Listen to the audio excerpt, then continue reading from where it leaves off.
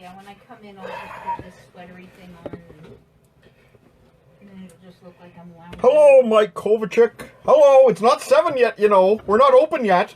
You're here early, Mike Kovacic. You're here early.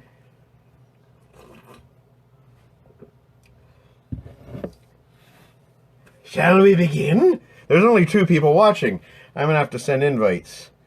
All right. You. Oh, fucking hell, we're starting this already? All right, I don't want that. You. You and you. And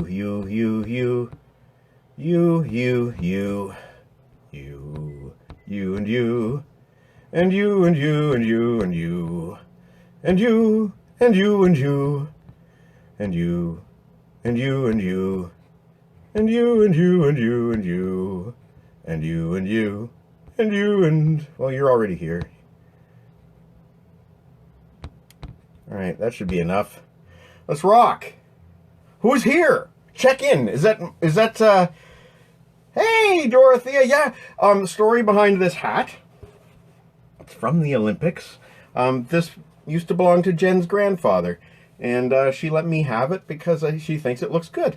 So, thank you, Jen, for the hat. Hi, Michael Morwood. How are you? How are you?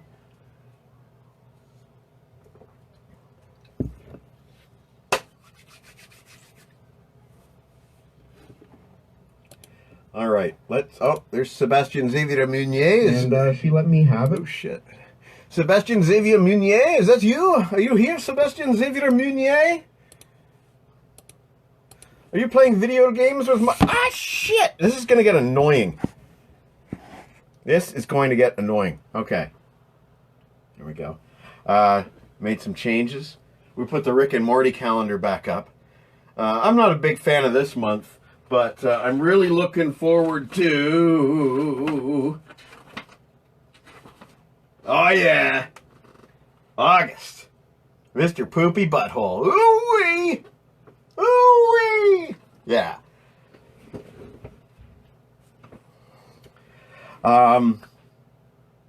So,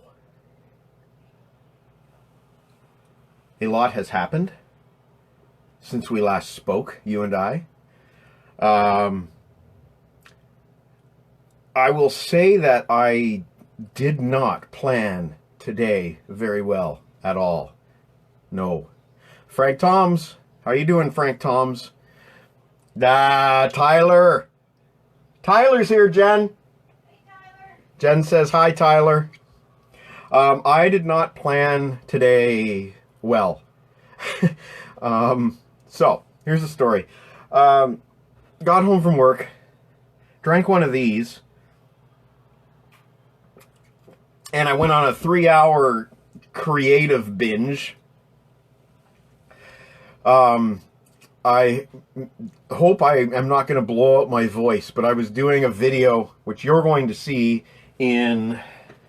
You're going to see it in 1, 2, 3, 4, 5 days. 5 days from now, you will see this video that I was working on. But anyway, I hope I don't blow out my voice, because I was doing this movie trailer voice. The movie trailer voice, yeah.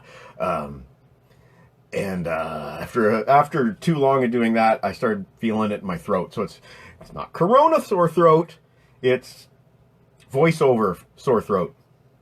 But anyway, long story short, I went on this 3-hour creative binge. I haven't rested. I've barely eaten. And I've been promising that I'm going to do this live stream tonight, potentially up until midnight. Potentially. I didn't plan this very well, did I? Fuck. Michael Morwood says, another day of grumpy old people. No, we're not taking returns right now. Stop asking. What the fuck, man? Why would somebody want to return something right now? Like, duh, it ain't safe. I might as well be returning you a Corona bomb. Michael, you have my sympathy. Michael Morwood here. He works at the Le Tigre. Le Géant Tigre. I don't know. That's pretty... Sebastian Xavier Munier can correct my French. Hey, Robert. No springs. Anyway, Michael Morwood works at the Giant Tiger, and I feel for him. He's a frontline guy. He's putting up with a lot of bullshit. I salute you, Michael Morwood. Anything you're putting up with right now is probably a million times worse than anything I had to put up with in my retail days. So, Michael Morwood, I salute you. Hey, Sebastian Xavier Meunier, that was spot on. Thank you. Thank you. Anyway, long story short, I fucked this up, and I've been doing this voiceover shit and talking way too much today. Haven't been resting my voice, and it is possible that I might fuck this up and not be able to. We'll see. We'll see how. We don't want to jinx it. We don't want to jinx it. I've also changed the background ever so slightly. Put up some different albums. The Twisted Sister is still there. That is fuck. Live at the Marquee on CD from Rhino, limited edition. Below that, we have Kiss the Originals. Next to Kiss the Originals, we have Catherine Ladano, Masked, which is her most recent solo album. That copy is sealed because I have a test pressing that I can listen to on vinyl. So I've kept my my legit pressing sealed, but I play my test pressing. And above that is John Michael Thor. Keep the dogs away. Now, please tell me there are at least some of you here who know who Thor is. John Michael Thor. He spells it M-I-K-L. He doesn't have time for other vowels. Pardon me. Michael Morwood, thanks, man. Much appreciated. Okay, so I'm going to tell you another story, and I want feedback on this one. So please, everybody who's watching, just please give me some feedback, because it's been bothering me. Yesterday, I stopped at Tim Hortons to get 2 coffees for Jennifer. Rob Daniels knows who Thor is. Rock and Roll Nightmare. Of course Rob Daniels would know who Thor is. So I went to the Tim Hortons drive-thru, and I said to the girl at the window, I said, thank you for working.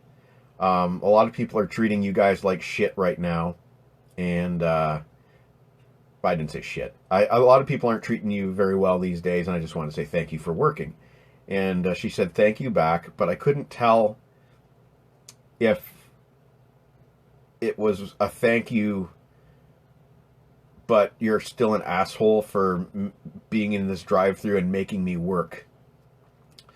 You know what I'm saying? Like, I couldn't read it.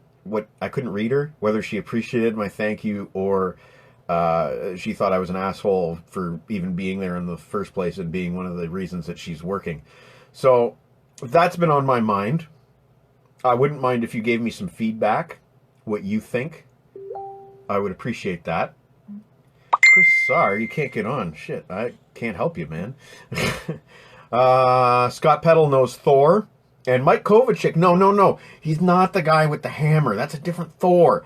This Thor takes a steel bar and bends it while holding it in his mouth. And he also gets... What does that mean, Tyler? I'm not going to... Does your mother know you speak like that? For God's sakes, I knew you when you were a kid playing Star Wars toys and you... Oh, I'd call you a... I get it. And Thor. He also blows a hot water bottle and explodes it with nothing but his lung power. What does that mean, Tyler? Yes, she does. Does that mean yes, she thinks I'm an asshole, or yes, she appreciated my thank you? Please explain. I don't want to be an asshole. I don't want to force people to work at a... Yeah, I feel guilty, sure. I don't think Tim Hortons is an essential service, and I don't like that those people have to work, and I don't like that I am one of the reasons that they were working. You tell me what you think. I really would appreciate some feedback on this. Let me see. Oh, my mom. Is she watching? Mom, are you watching? Mom! Mom! Check in, Mom, if you're there, Mom. No, she was being a prick about the thanks. I don't know that, Tyler. I'm only explaining to you what my feeling is, that I couldn't read her. It could have been that she was just never got a thank you and was kind of choked up. That could have been all it was. I really don't know, Tyler. I don't want to make that assumption. Michael Morwood, if you just said thank you, it was probably genuine. She probably wasn't expecting it, that's all. But if you went on to say something crazy like, no, I didn't say anything like that. I just said a lot of people are treating you people badly, and I want to say thank you. That's all I said. We all hate when people come in and say that because they're part of the problem and just being hypocritical. But thank you does go a long ass way. Yeah. And Mike Kovacic says a thank you is always nice. I received some really good advice last night that, we're supposed to be spreading kindness right now. And I meant to spread kindness with that comment, and if she had an issue, if she took it badly, then that's on her and not on me. And I that's how I am going to deal with this. I'm trying to minimize our Tim Hortons trips. Jennifer really likes her coffee. She will do without coffee. Our Keurig machine broke. She will do without her coffee if she has to, but I'm trying to make this experience as least stressful on both of us as I can. We're not going to Tim Hortons 4 times a day like we might have done in our dating years. Do it once for the day. And we weren't going to go today, but we found out the Keurig machine was broken.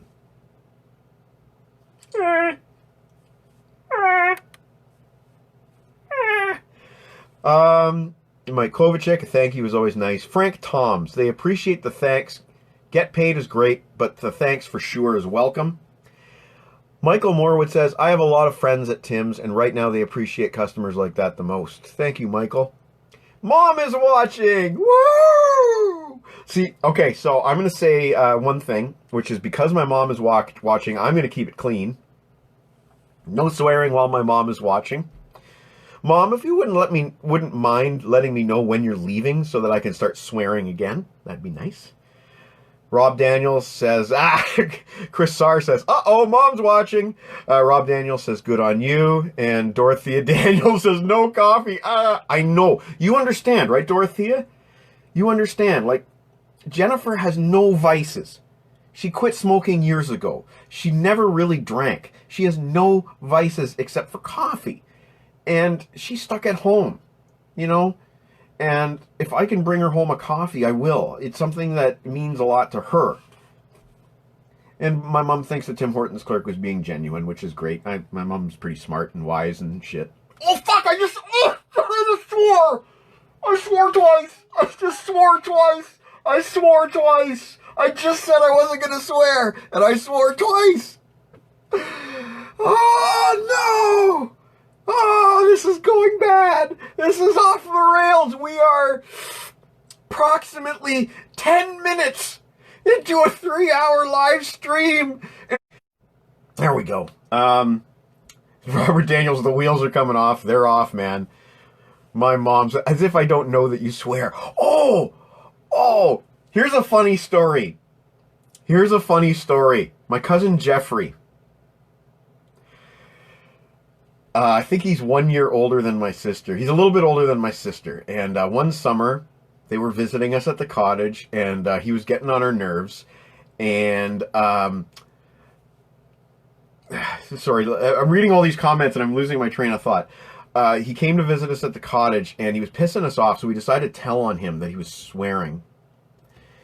And my Aunt Linda says, Jeffrey, were you swearing? And he goes, no, Mom, I would never swear.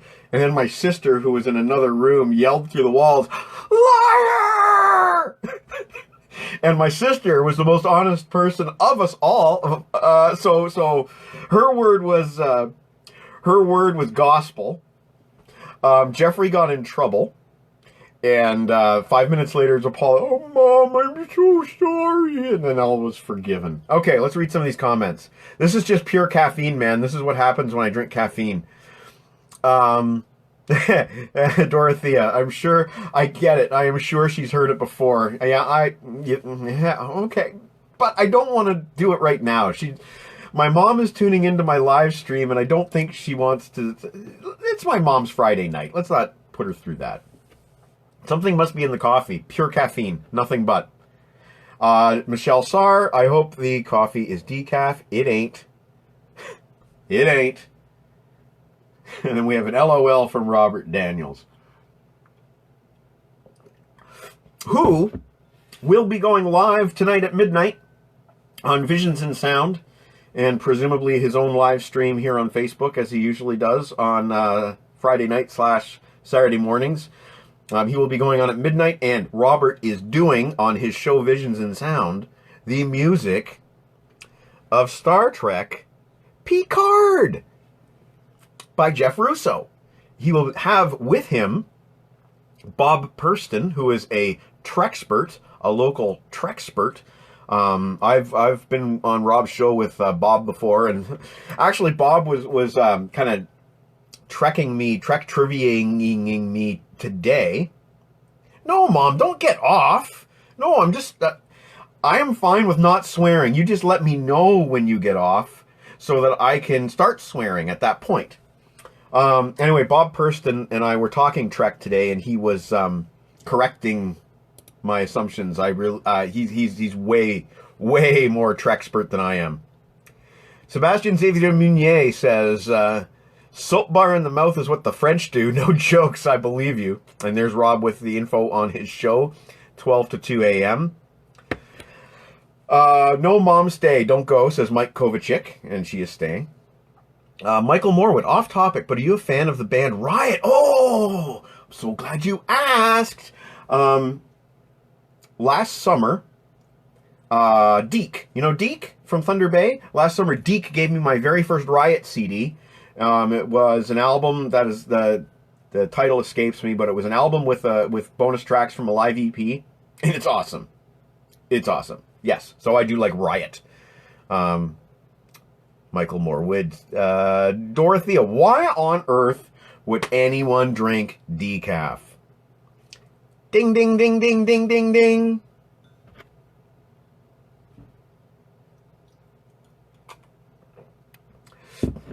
Sebastian Xavier Meunier, Trek show, and I wasn't invited yet? Fascinating.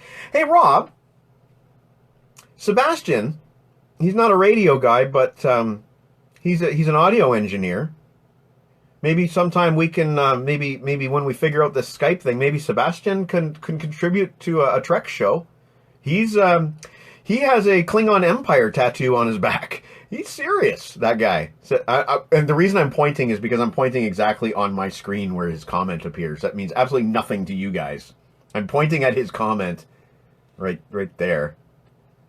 But that means nothing to you guys. Anyway, Sebastian, aside from his French accent, he's awesome. Tyler, or could just swear and we could all just laugh at you for swearing in front of your mom.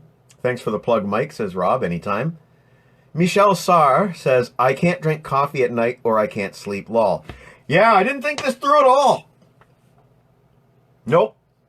Didn't think this through at all. I'm good. Well, then again, at least I've got Rob Daniels' show to keep me entertained till 2 in the morning. So if I do find myself up and on the couch, I will at least be entertained by Rob. Yeah, Rob, Sebastian and I, here, for anybody who hasn't seen it yet, Sebastian and I met at Sausage Fest. I'm sure everybody here has heard of Sausage Fest at this point. Michael Morwood and Frank Toms are from Sausage Fest. And I met Sebastian at Sausage Fest, and I was immediately scared of him because he's got this crazy handlebar mustache with curly cues, you know? He waxes his mustache, and he's covered in tattoos from the neck down. But the Klingon tattoo meant that I could talk to him about something. So we became friends, and he doesn't scare me anymore. and I'm not afraid to say his name, Sebastian Xavier Meunier, which I would have never said to him like 5 years ago. Tyler, I'll be up way past 12. Don't normally go to bed till 4 a.m. 4 a.m.? What the hell, man? What the hell? Well, live while you're young, I guess. Does anyone want to play the first round of Guess That Beverage? Let's play the first round. We are 17 minutes into the show. Chris Foss is in the house. Hey, Chris. Sebastian says, ha ha ha, I love the way you say the name, buddy. All good. Sebastian Xavier Meunier. Oh, this Tyler, I work 3 to 11, so it's my only time to myself. Yeah, okay, I get it. We are going to play the first round of Guess That Beverage. Jennifer? Yes, dear? Would you like to bring me my first mystery beverage of the evening? Yes, please and thank you. Make it so, says Rob, and Mike Kovacic says yes. Now, Mike Kovacic, you might not know, is actually one or two time contributor to my site. I can't remember, Mike, was it 1 or 2? I know he reviewed The Last Jedi Blu-ray with all the special features and all that stuff. He did that under the pen name of Kova Flyer, which actually brings me to a question for him. What does Kova Flyer mean? Does it, like I picture you like maybe being into RC planes. It wouldn't surprise me if you are. You're a pretty technical kind of guy. Explain to me what Kova Flyer means, please, and thank you, Mike Kovacic. Do we have any more comments? No. Okay, waiting for some more comments to roll in. Okay, here comes the first mystery beverage of the evening. This is in my Chris Pine Star Trek 2009 reboot glass. USS Enterprise. Drink your beverage, says me mum. Drink your beverage. Okay, so I don't know what this is. It's fruity and tart. I'm going to guess it because there's really not much mystery here. I know what's in the fridge. I'm going to guess that this is Fruitopia. What kind? We have a berry Fruitopia in the fridge. This is the berry Fruitopia. No, it's not. What is it? It's the fruit punch Fruitopia. Fruit punch Fruitopia. I'm O for O. All right, let's get this sugar down. We need to get some sugar into this so that we can go till I said midnight. What the fuck was I? Sorry, Mom. You know, Bonnie, I am off the rails, completely off the rails. I haven't even really got my sugar yet. Okay, we're gonna do this. You know, Bonnie, with the amount of swearing, his next drink can be salt. Oh no! So. All right, well, there's one down. Maybe we'll do this like one beverage every 15 minutes or something like that. That's a lot of work for me. Sorry. Okay, one beverage every. Well, I'll do every 15 or 20. Whatever. We'll play it by ear here. Okay, let's see. We got some more comments. Mike Kovacic says 1. Lol. Yes. So you do RC planes. That's cool, man. This summer, invite me, man. I'd love to watch. Seriously, let's do that. My mom says, drink your beverage. Dorothea Daniels has got to be up early tomorrow. Well, shit, so do I. But you take care, Dorothea. See ya. And Robert, he's such a nice guy. My mom says hi to Jen. Michael Morwood says the best Fruitopia flavor is orange. And Robert says you must cleanse the palate. Some coffee to cleanse the palate. So who here knows my buddy Uncle Meat, hey? I know Frank Toms, you know Uncle Meat. Michael Morwood, you know Uncle Meat.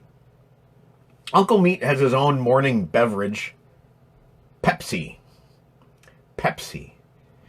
Because unlike Coke, which is too soupy, Pepsi cuts clean through.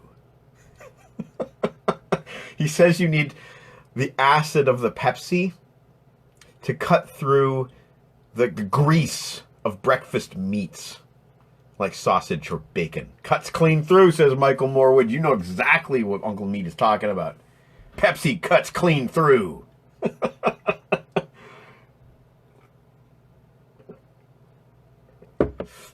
Chris Sarr says Pepsi rocks. And Robert Daniels says, not personally, but I know him. Presumably he knows him through our interactions online. All right, so let's get some more comments, guys. Let's I don't know. I only had so many things planned to entertain you this evening, so you have to feed me some comedy. Ron Holmes, Pepsi rules, and Mum says me too. She knows Uncle Meat, I presume that means. All right, we're gonna take the hat off for a little bit because we're getting sweaty. We're going to crack the window a little bit because we're getting sweaty. There we go. Frank Toms, lol, yes indeed. Pepsi does it, nothing else. Hey Frank, remind me, have you ever come to the Flying Spatula with us, or do I usually just go in a separate group? I can't remember. Mike Kovacic says Kova Flyer. And I came up with that name because aviation goes way back in my family. Oh, wow. My grandfather worked on the Avro Aero and started the Burlington Airport. Well, that's pretty cool.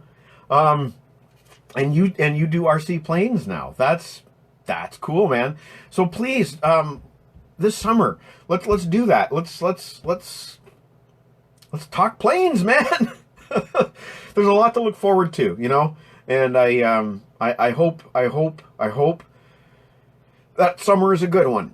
I think it's important to not put a timeline on events, expectations, but I think we do need to look forward to things nonetheless. And I think summer is a reasonable thing to look forward to.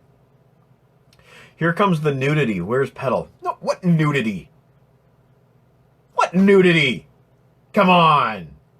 That's a slanderous bastard, Chris Sarr. Yes, I said it. Yes, I said it. Robert Daniels, neat Avro Aero. Yes, and my mom says that is pretty cool. Mom, Mike Kovacic is a buddy that I met at from Dave FM. He his Dave FM. My Dave FM name is LeBrain. Mike Kovacic's Dave FM name is Ass Kisser Mike. Ass Kisser Mike. I prefer Kova Flyer. Kova Flyer is a better name than Ass Kisser Mike. Frank Toms. No, I've never been to the Spatula. Yeah, they are closed now. I guess, okay, so Frank Toms is the kind of sausage fester that brings like a frickin' a steak dinner, and he'll have like a full camp cookout. There's like 3 guys that really take camping seriously, and Frank Toms is kind of in that group. Chris Thus, worst case, you can still socially distance yourself at the cottage. Yes, true. That is the worst case Ontario, right, Chris Thus? Worst case Ontario. Granddad worked on the Aero too. That is true. Jennifer's grandfather, the very guy whose hat this was, worked on the Avro Aero. 6 degrees of Kova Flyer, man. Robert Daniels, I did a grade 10 project on the Aero, won a $10 gift certificate.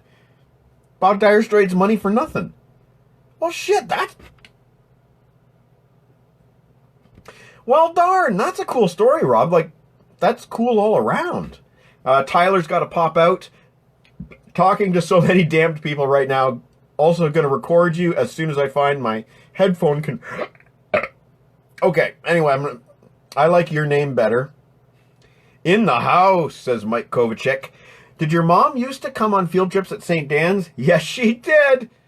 Yes, she did. I really enjoyed that at the time. You know? At that age, that was actually cool at that time. Wouldn't be cool if you were in high school, but it was cool at that time. Garage sailing after breakfast this year, says Michael Morwood. Yeah, so, hey, Scott Carson in the house from all the way from Scotland. It's like 4:30 in the morning. Or no, sorry, it's, 1:30 in the morning in Scotland right now. So, hey, Scott Carson. So Michael Morwood's talking about garage sailing after breakfast at Sausage Fest. Yeah, so last year, after we finished breakfast at the Spatula, Max the Axe goes, hey, we got to go garage sailing. So we drove around a bit looking for signs, and we hit, 2 garage sales? And apparently Max the Axe missed out on a 4-channel surround sound receiver by half an hour. And somebody bought it half an hour earlier. But that was fun. I didn't buy anything at the garage sales, but I totally woulda. Don't make me break out the Lifebuoy soap, says Chris Thus, which is a reference from what movie? Leave a comment. Don't make me break out the Lifebuoy soap is a reference for what movie? Leave a comment below. Sebastian, is Rob's show on radio or internet? Please send info. Both, Sebastian Xavier Meunier. I will send you the info before midnight. Did Chris Sarr go to St. Dan's? Chris Sarr did go to St. Dan's, and then Grand River after that? I believe, were you in grade 9 at Grand River, or did you switch? I can't remember. Bob Shipper drew a poster of the Arrow for me? That's pretty cool. Bob Shipper was good at drawing, that's for sure. He taught me a lot about drawing. Scott Carson says, it's 1:30 a.m. here. I had disco nap. I don't know what that means, a disco nap, so I could be awake for this. I don't know what a disco nap is. Please explain that Scottish slang, my friend. And I appreciate that you did that. Dude, that means so much to me. This guy took a nap so he could tune in at 1:30 in the morning. What a nice guy. Yeah, he was in the same grade as me. Of course he was. And Robert Daniels knew the reference to Lifebuoy soap. A Christmas story, he says, which is 100% correct. Ralphie, when he said, what did he call it? The F dash dash word. Yep. That was a Christmas story starring, oh gosh, Peter Billingsley was the kid's name that played Ralphie. Peter Billingsley, who is now a movie director and has been in the Marvel universe. He was in most recently Spider-Man: Far From Home, and I believe he was in the first Iron Man. I believe Peter Billingsley was in the first movie of Phase 1 and the final movie of Phase 3. Am I right? Can somebody correct me on this? Correct. I went to Grand River. No St. Jerome's for me, Chris. Yeah, a few people did go to St. Jerome's and then transferred, I believe. Hey, we got Vu. Vu Win is in the house. Hey, Jen, come say hi to Vu. Hey, Vu. Or do you want to come and say hi? No? I'll come and say hi. Jen's going to come and say hi to Vu. A Christmas Story shot in Canada. Well, what's his name is Canadian. Scott Farkas. The actor's name is escaping me right now. He was also in the first Transformers movie of the Michael Bay series. Can't remember his name. I'm bringing your drink. Oh shit! Are you bringing me another drink? Oh shit! We're doing another round of Guess That Drink. If Jen's coming in here to say hi to Vu, then she is bringing me a drink. Bonnie Ladano, Christmas Story is one of my faves. Yes, you introduced us to that movie. I guess obviously, we were kids. What is the guy's name that played Scott Farkas? I cannot remember his name. Hey Vu, here's Jen. Hey Vu, how you doing? And we have the next mystery beverage in the series of mystery beverages. You ready? I don't know what this is. Ew, it's Diet Pepsi. Cherry Diet Pepsi. Cherry Diet Pepsi. I'm 0 for 2 tonight. I'm 0 for 2. I have to finish because that's the rule.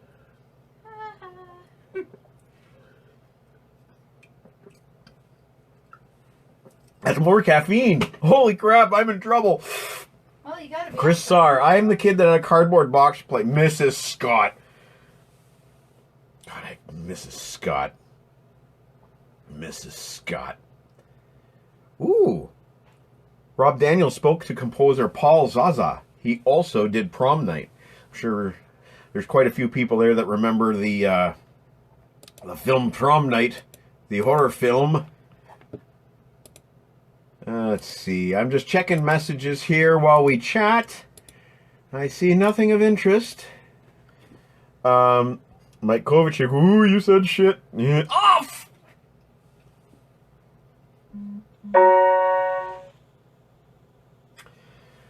Robert Daniels, Prom Night, 1980. Mrs. Power. Hey, Zach Ward, yes! Okay, welcome Aaron Leibold to the fold. How are you doing tonight, Aaron Leibold? Zach Ward is the name of the actor who played Scott Farkas, apparently. Yes, Zach Ward. He's been in a few things. Transformers 2007, which is the best of the Transformers films directed by Michael Bay. I quite like Bumblebee, too. Grade 8, mean teacher. Mrs. Powers was a mean teacher. Frank Toms says, I'm not sure that Uncle Meat would approve of the cherry Diet Pepsi. Well, Uncle Meat's not here. Do you see Uncle Meat here? No, you don't. You don't see Uncle Meat here. Coffee's getting cold. Maybe I should take it easy on the coffee. My mom says I will have to leave now, but that was fun. Well, thanks for tuning in, Mom. Now I can start swearing.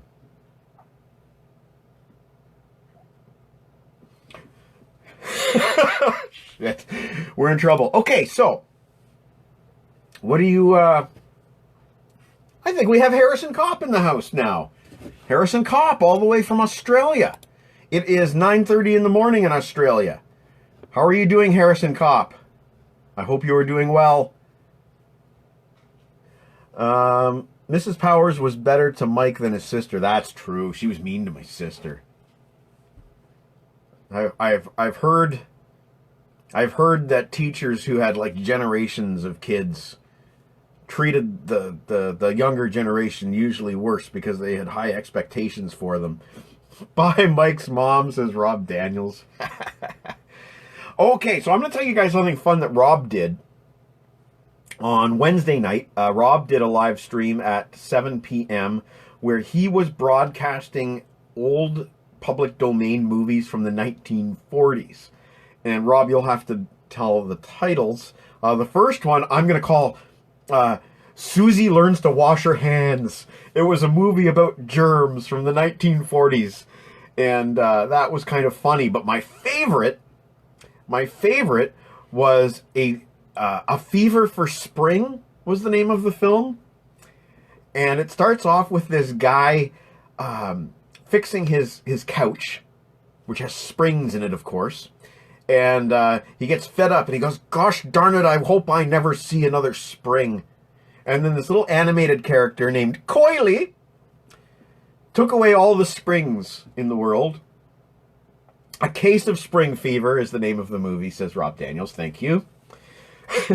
So Coily took away all the springs. So he tries to dial the telephone and it doesn't work. And then Coily pops up and goes, no springs.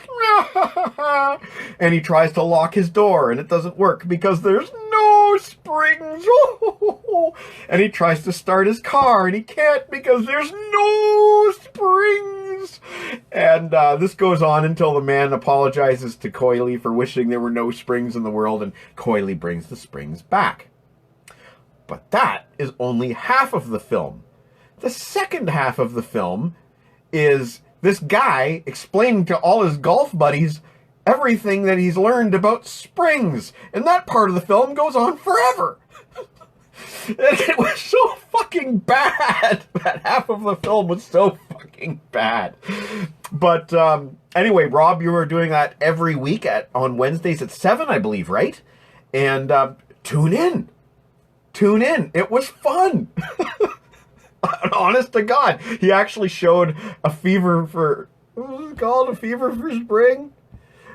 He played it twice because the reaction was so fun. And the first film that he played was called Avoiding Infectious Diseases. And she's showing you how to wash your hands and they're showing you how germs work and all this nonsense. It was really, really fun.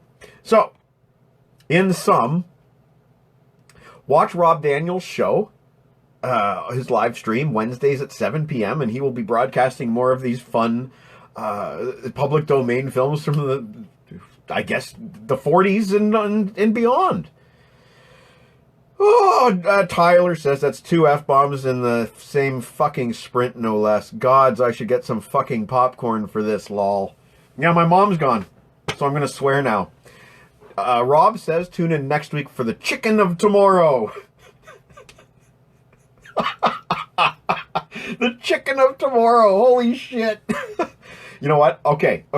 My coffee's getting cold, and I want to conserve my caffeine because I'm going to need it later. If we intend to take this to midnight, I'm going to need my caffeine. So I'll be right back. I'm just going to put this in the kitchen, and when I need more coffee, I shall zap it.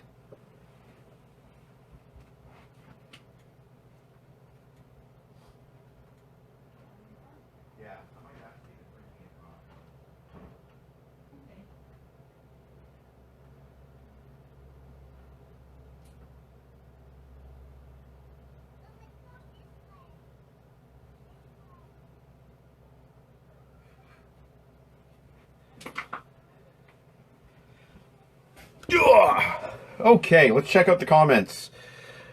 Tune in next week for the chicken tomorrow. If you are a fan of Mystery Science Theater 3000, you will know some of these. Yeah, I noticed that when I Googled a fever for... I noticed that when I Googled a fever for spring. I noticed that Mystery Science Theater had tackled that one. Ah, all right, so... we have now surpassed 40 minutes of this live stream.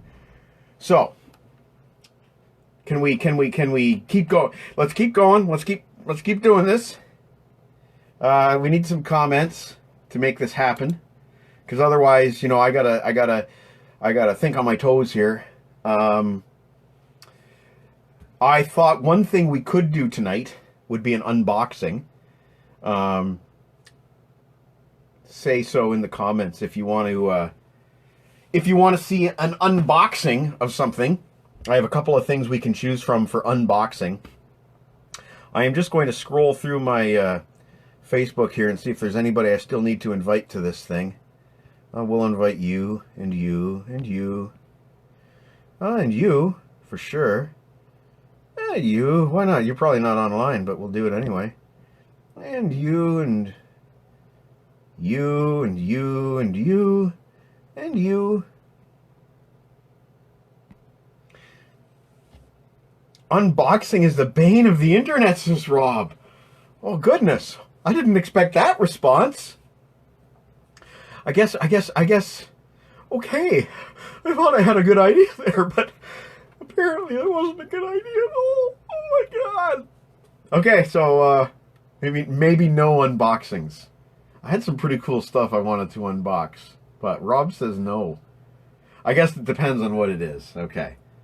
Still needing to mirror the... Yeah, Frank Toms, I don't know how to mirror the video. No fucking idea whatsoever. And Harrison Kopp, is Mr. Hond around? No, I have not seen Steph Hond tonight. He's based out of France, so he's actually further into the morning than Scott Carson. Scott Carson says reaction videos are worse. I will give you that, but I watched one really recently with this rap guy that normally does rap. You know, he's into rap music more. He reacted to Spirit of Radio by Rush, and his reaction was insane. It was so good. It was so good. It reminded me a lot of the things that I love about Rush. And the fact that this guy, who really, he didn't have any rock background, was digging on the Rush. It was pretty cool to see. Dravonis. I streamed my unboxing of Doom Eternal to my gaming buddies. Besides, I want to see what cool nerdy shit you got. Well, this isn't... I don't think I have anything nerdy to unbox. I think what I have to unbox is all music. So, that's what it would be. It would be music. It wouldn't be nerd stuff. I got plenty of nerd stuff to show you, man. Plenty of nerd stuff to show you. What do you... Okay. Instead of an unboxing, instead of an unboxing, you guys get to pick what action figure you want to see up close and personal. I basically have available Transformers and Star Wars. So let me know if there's a character you want to see that I might have. Maybe list some different characters you might want to see, and I will show you. Unboxing is a good idea. What are the options? Says Frank Toms. We have two options, Frank Toms.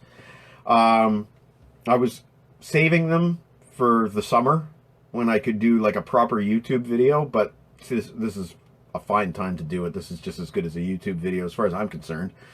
We have a Def Leppard box set or a Metallica box set.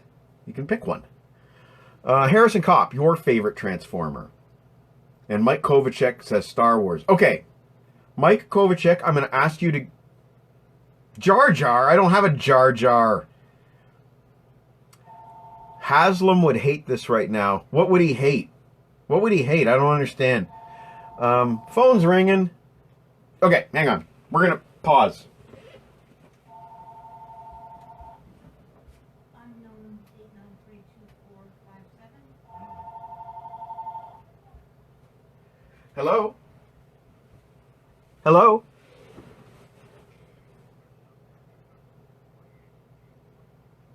Oh, it's special. Yeah, man, go ahead. Now, since the passage of the Patriot Act, our agency has been granted extraordinary powers in the pursuit of terrorists and other threats to national security. I'm sure you're aware of this. That includes the ability to monitor electronic and digital information exchanges, such as email and internet use. You following me? Yeah. Uh-huh. Now, the reason for my call is that in the course of one of our investigations, and I cannot obviously reveal any details of that investigation, but in that course, we had reason to monitor the internet usage at your address. Do you understand? Uh-huh. Now, the results show that someone at your address is using the internet to view quite graphic images of a sexual nature, images that are not legal under American law. Now, were you aware of this?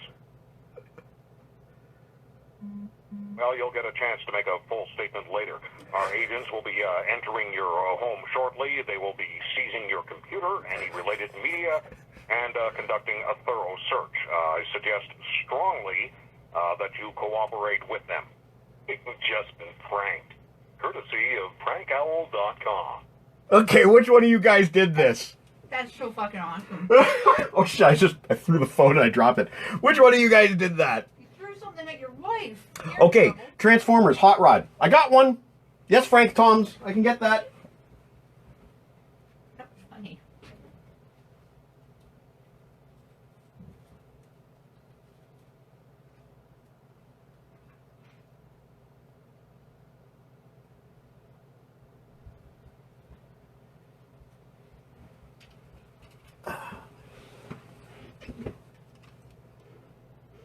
Transformers masterpiece, Hot Rod.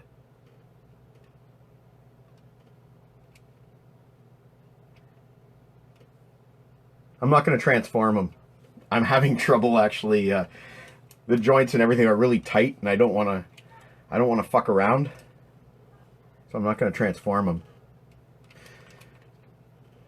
A little bit of undercar robot mode, visible robot mode undercar. Just a little bit. You can kind of get an idea for how he transforms just by looking underneath. It's a nice figure. You can also pop the front and place one of the guns in the front. Well, I don't want to muck around too much, but you get the idea. And you can also pop open the hood. Well, you can see the matrix there. You can pop open the hood and put the matrix in there. Yeah! You don't want to fuck around with tight joints. No, Rob. I tell you, man, you don't want to know how many figures I've busted. I've broken so many figures, man.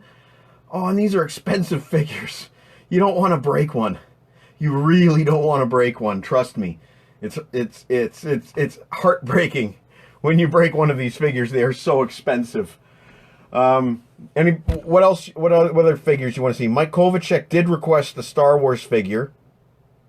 Mike Kovacek requested a Star Wars figure. I don't have a Jar Jar. There is no Jar Jar in the Black Series, but I can get you something else. We'll look at something else.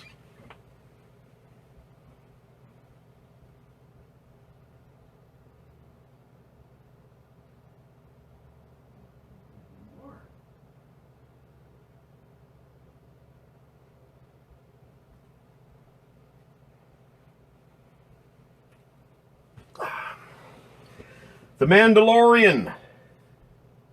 Yeah, this is my newest Black Series figure, Rob. It's Mando himself. It's an excellent figure. The only thing that I don't like is that he only really wears this outfit for a couple episodes. Actually, if you want to get really technical, since the pauldron, one of the two pauldrons gets replaced in episode 1, he's really only dressed like this for like half an episode. So he comes with his pistol that you can store in his holster. And he comes with his pulse rifle that you can store on his back. Harrison Kopp says, do you have movie Masterpiece Prime? No, Harrison Kopp. I have no movie figures. None. No. Robert Daniels, latest Black Series. Baby Yoda, no. I was going to order Baby Yoda, but I've kind of just put all orders on hold for now because, of everything that's going on. You can't really count on Amazon for anything right now, and I don't really want to clog the system with a Baby Yoda figure. I'll wait. All of this stuff is going to be available in 2-3 months. Nobody's really... everything's on pause right now. Scott Carson, I do have Bosk, but he's in the storage locker. I'm sorry, I can't show you Bosk. He's in the storage locker, Scott Carson. But I'm gonna... Harrison Kopp. But the Bayverse Transformers are great, says Harrison Kopp. Okay. What do you think? Transformers Generation 1? One of the later Transformers incarnations? Or the Bayverse? The Bayverse. Let us know in the comments below. Robert Daniels, best Black Series. Ooh, it's a tough one. There have been a lot of good ones. I really liked the first Han Solo that came out with his A New Hope outfit. He was really customizable. He came with 2 different sets of hands, one with the gloves that he's wearing when he's in the gunner's chair, and one without the gloves. He came with 2 guns, his regular pistol and the Stormtrooper gun. He came with a Stormtrooper belt, the one that he wore in the latter half of the movie, and a removable black vest. So it was a really customizable figure. I thought it was an excellent Harrison Ford. And it was just a really good posable figure. Yeah, perfect figure. Han Solo, the first Han Solo to come out in the Black Series. Harrison Kopp, Bayverse all the way, followed by Transformers Cybertron.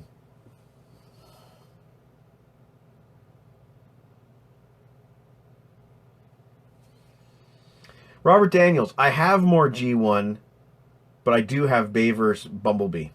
I had a Bayverse Bumblebee, and it was an excellent figure.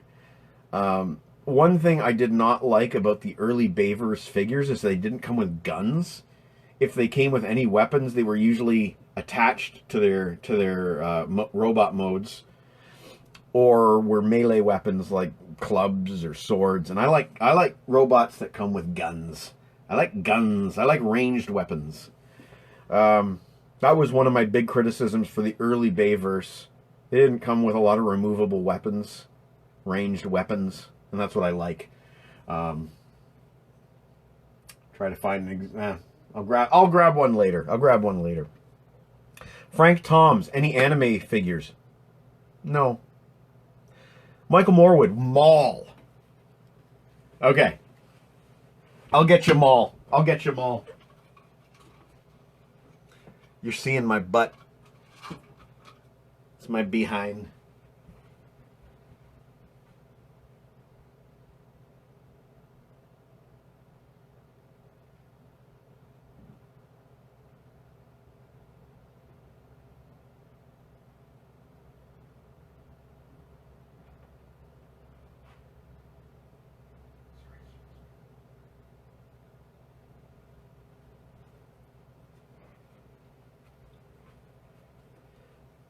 He's a little dusty. I haven't taken him down off the try to get a good image of his face there. I don't think you can see it very clearly. I haven't taken him off the shelves in a while, but here's Maul. He comes with, and I'm not going to change him out on camera. He comes with two different looks. This hooded look and a bare head look with the spikes. You can swap them out, but it's a little tricky. He comes with his double-bladed lightsaber. I have it just mounted on his belt right now. Kind of looks like a penis. He comes with the binoculars that he utilized in the Tatooine scene. Yeah, so that's a good fig. That's a good fig. Yeah. I'm going to go put him back.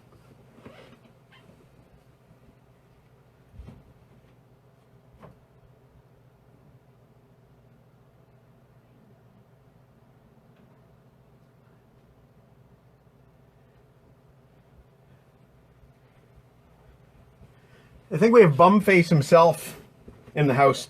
Bumface is here. Hey, Bumface.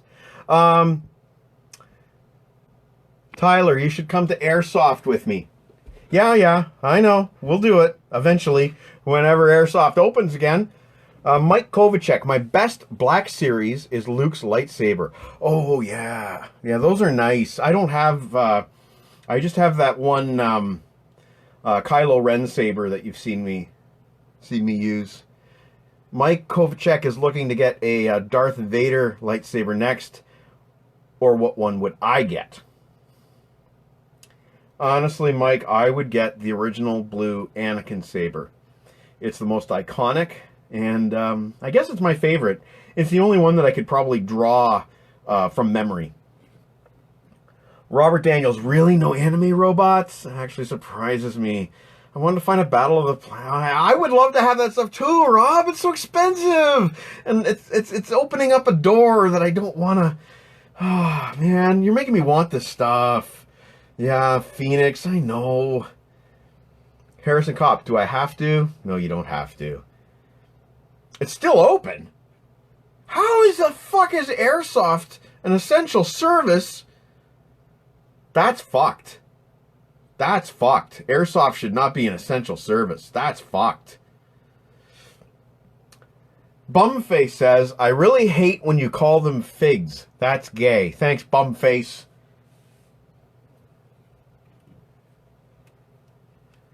I think Uncle Meat is a fucking asshole.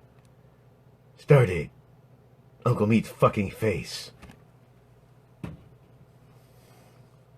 Harrison Kopp, the Anakin saber rules. Did you see the Revan saber that was just revealed? No. Revan isn't a character I'm really all that familiar with. I have the recent... Well, I have both figures. I have the original Sith Revan, and I have the new Jedi Revan. I have them both. Bumface says, like the old Money Mat commercial, only $2 on a Hun. Oh, I hated that ad.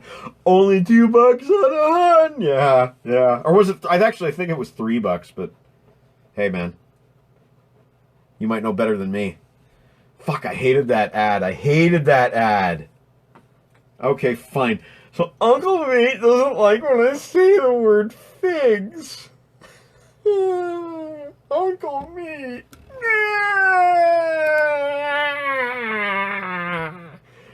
We were talking about you earlier, you know.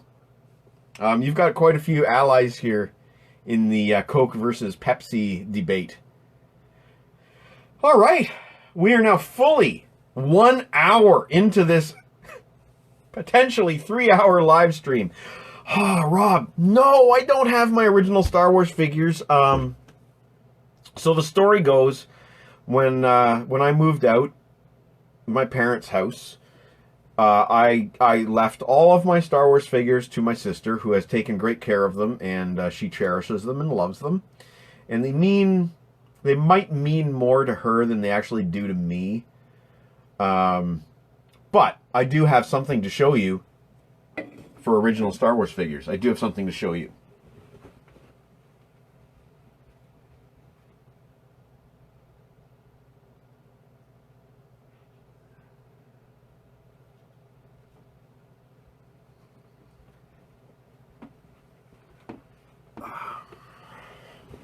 Who remembers this board game? Star Wars Escape from the Death Star. We had this game when we were kids. This is a reissue. They've been reissuing classic Star Wars board games. And look what it comes with. Try to get less glare. A reissue of a figure that never was issued. Governor Tarkin. A figure that Kenner never released, and now have finally released as part of this board game. I don't know. I wish I could get a better picture of that. So there he is. Reissue of a figure that was never issued. Governor Tarkin.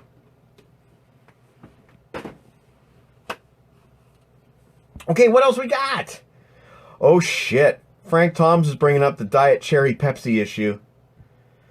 It's probably best if we leave that alone.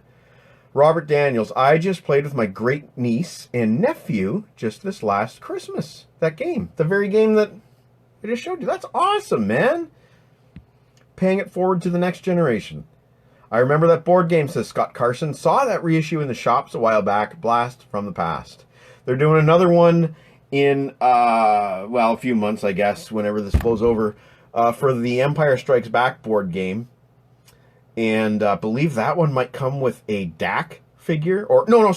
I think it comes with Snowspeeder Luke, which is ever so slightly different from X-Wing Luke.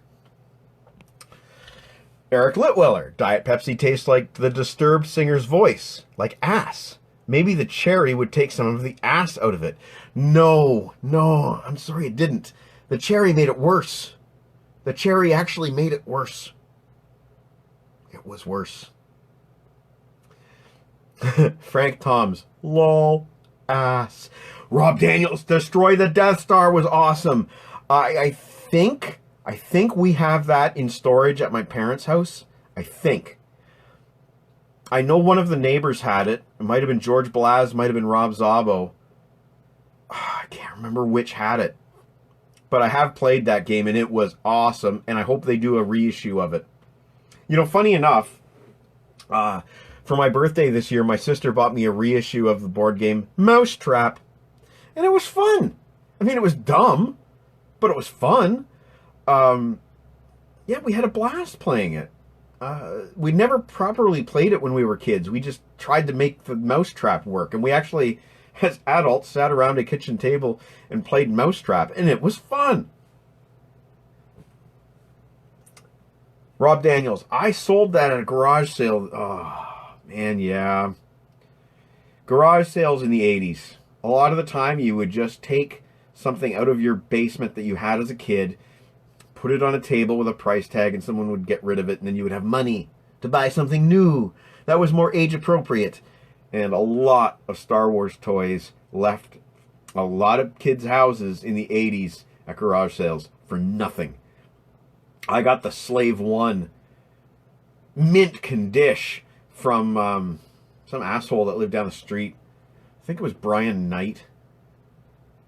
Might have been Brian Knight, or it might have been the fucking, what's his name? Bingaman. It was the nephew of the Bingaman, the guy who owns Bingaman's Park. Can't remember his name. Bingaman was his name and his last name. It might have been him, but I bought a Slave 1 off these kids at a garage sale for a couple of bucks. It was fucking mint. Harrison Kopp, dumb but fun. Now, what does that remind me of again? Oh yeah, Bay vs. Transformers. Okay, you got me. You got me there. Rob Daniels, but I did sell lemonade in Star Wars Dixie Cups. The Star Wars Dixie Cups were awesome. I remember my mom buying us the Empire Strikes Back Dixie Cups. They kept us entertained for hours. It was, well, you know, simpler times. We had less stuff to keep us entertained, but those Dixie Cups were awesome. Totally awesome. This is my backup beverage. It's not part of the Guess the Beverage game. That's just a backup beverage. I'm putting it on the windowsill to keep it cold. Harrison Kopp. Favorite Star Wars ship design? I am going to go with the classic... Oh, shit. Okay, pause that question. Oh, finish your question. We are here with the next beverage. Gee, I wonder what that is. Gee, I can't imagine what this is. For those late to the game, such as Eric Litwiller, we are playing Guess That Beverage.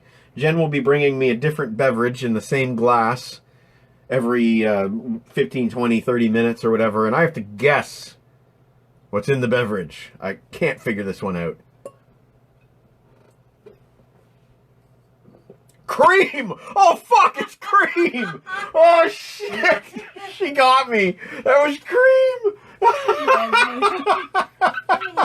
Oh, shit! She got me. Oh, man. Fuck that. You didn't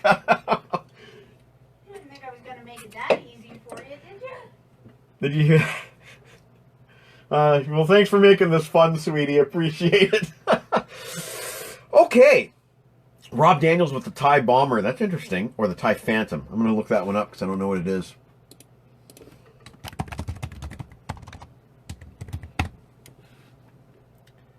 Oh, neat. The triple wing TIE.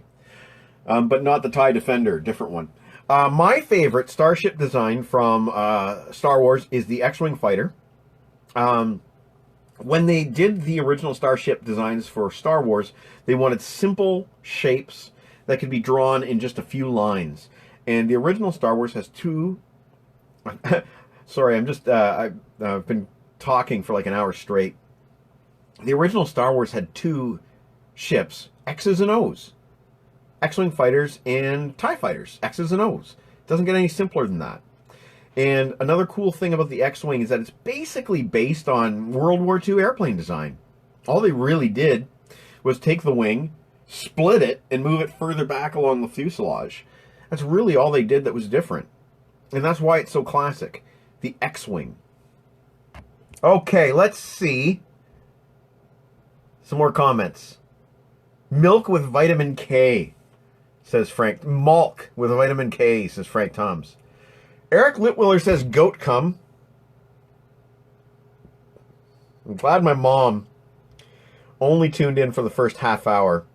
I've often feared for my life what would happen if my mom met Eric Litwiller. Brian Gervan, nice to have you here. Brian Gervan is here. Jen says hello. She creamed you. Ship that was in Rebel Assault 2, says Rob Daniels. Now I'm going to have to look that one up. Rebel Assault 2. See if I can just do an image search.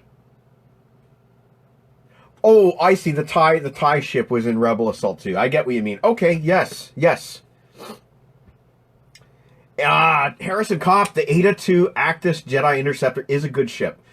I always felt, however, that the middle ball turret kind of, the canopy didn't really make a lot of sense. That's my only issue with it. It felt like they were trying to make it as a step of evolution into a TIE fighter, but didn't really make a lot of sense. It looked like two things crammed together. But I do like the end result of the ship. I think it's a great looking ship. Rob Daniels, TIE Phantom. And Brian Gervan, Token Scotsman is here. We have another Scotsman here, my friend. We have Scott Carson. It is 2 in the morning in Scotland. Scott Carson, say hello. Tyler says, it's funny because I know most of the real world guns that the Star Wars guns were built on, and he is 100% right. When they were building those props, they used actual shells of real weapons, and then they would add greebles to it and maybe put different scopes on it and screw in some weird stuff into the handle. But he's 100% right. Those guns can all be identified. Hello, Scott, says Robert Daniels. Dravonis Helsing, like the famous DLL-44 that Solo uses, is actually the Mauser C96. He's correct. It's the Mauser C96 with, I like to say, with a bunch of crap glued onto it. He's right.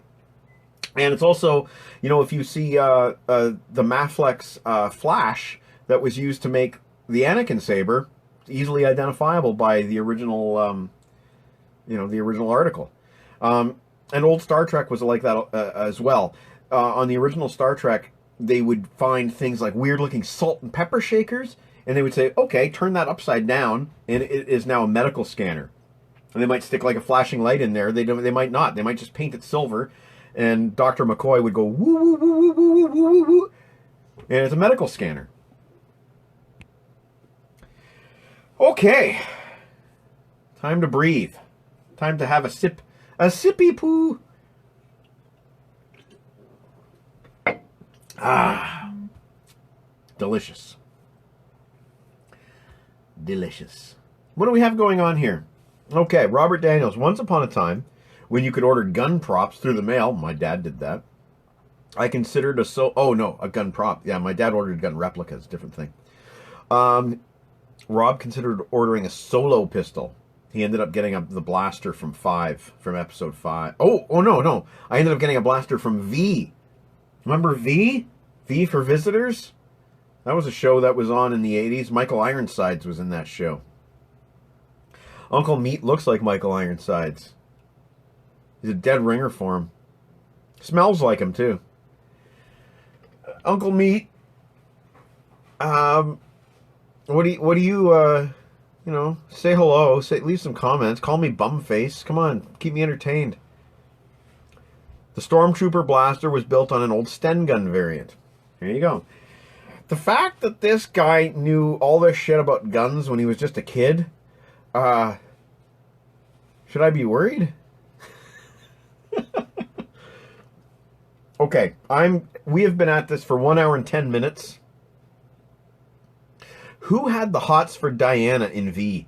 I don't remember Diana in V, Brian. I really don't.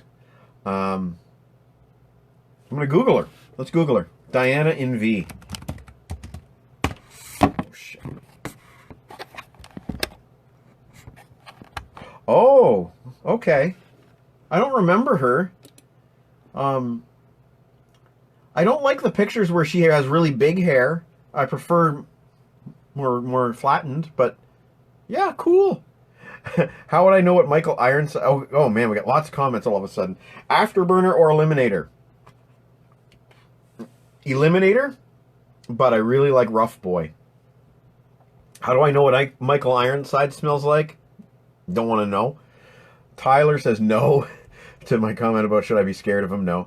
Jane Badler must be the girl who played Diana in V. Uncle Meat says, go fig yourself. Go ahead, bumface. Scott Carson goes, Diana! Guns are mechanically fascinating. They are, 100%. 100%. That's I have an appreciation for that as well. And Brian Gervan says, the gerbil eating scene. I don't have enough memories of V to know the gerbil eating scene. But listen, I need to take just a quick break. I've been at this for 1 hour and 10 minutes. I need to take a quick break. We will be back with more action figures. I can show you some albums. If you want to see some albums, think of some albums you want to see. I'm going to go take a quick break, and I'll be back. So hang in there. Don't go anywhere.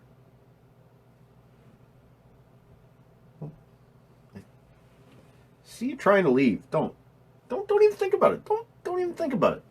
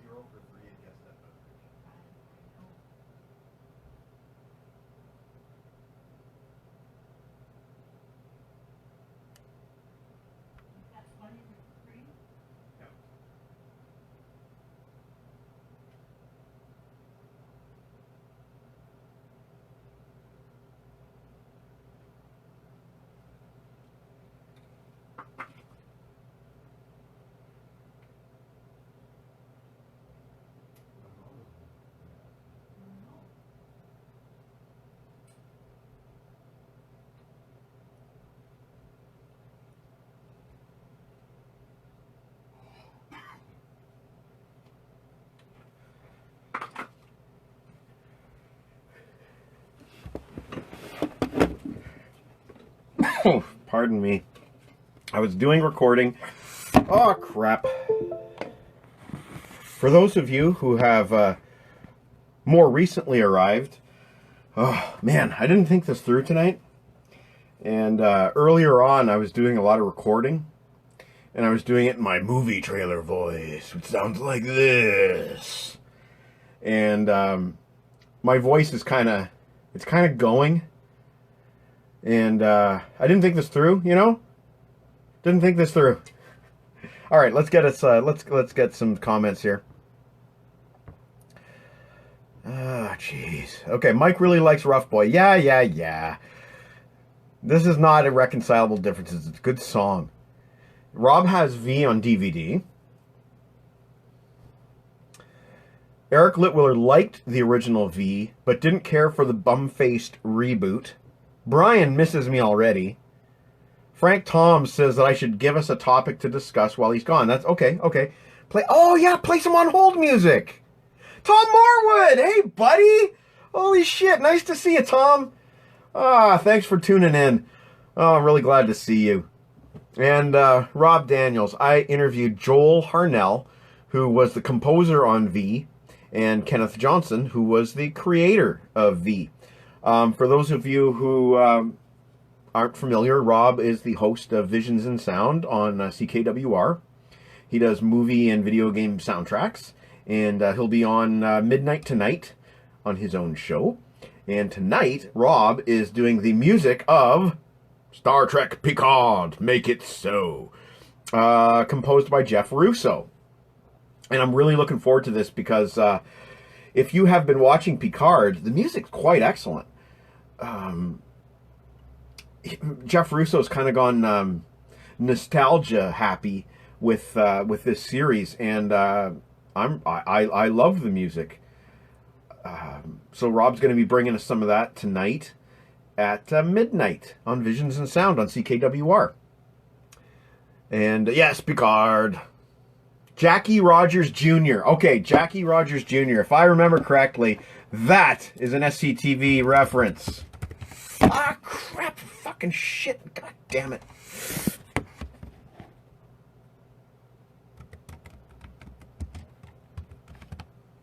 Ah, yes, Jackie Rogers Jr., one of Martin Short's greatest characters. Damn you, daddy, sir, says Eric Litwiller, a.k.a. Bumface. And Rob Daniels says that Jeff Russo does huge musical callbacks in Picard, but it's all appropriate.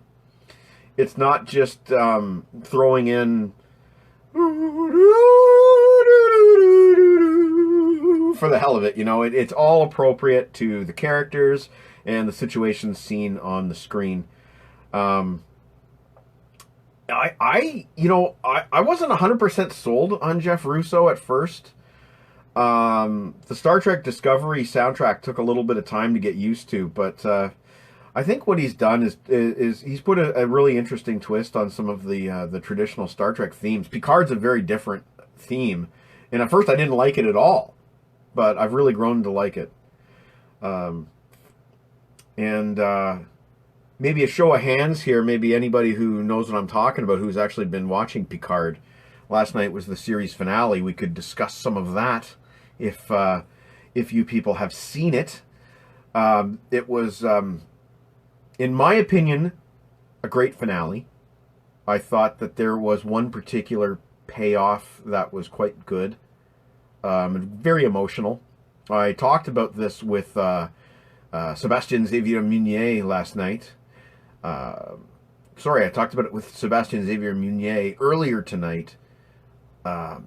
He just watched Picard, and he found it very emotional too. The exact same scene that I'm talking about. Brian Gervan says, discuss. Yeah, so, let's discuss. There is a character on Star Trek Picard that has been key to the entire series from the very first episode to the very last, who hasn't been seen on screen very much. And last night was a huge payoff for that character. The last time we met Commander Data was Star Trek Nemesis in 2002. It wasn't good. In fact, that movie nearly destroyed Tom Hardy. He played evil Romulan clone of Picard, and the movie was so hated that he was almost destroyed by Star Trek Nemesis. It is one of the worst films in the entire series. Rob Daniel says he thinks it was too by the numbers. I don't know if you mean the finale or if we're talking about Nemesis now, because we're kind of on a delay. So I'm not sure what was too by the numbers. We could be talking about Picard. Anyway, this episode said had some really poignant data moments. The finale. Okay, Robert thought the finale was too much by the numbers. Yeah, I know what you mean.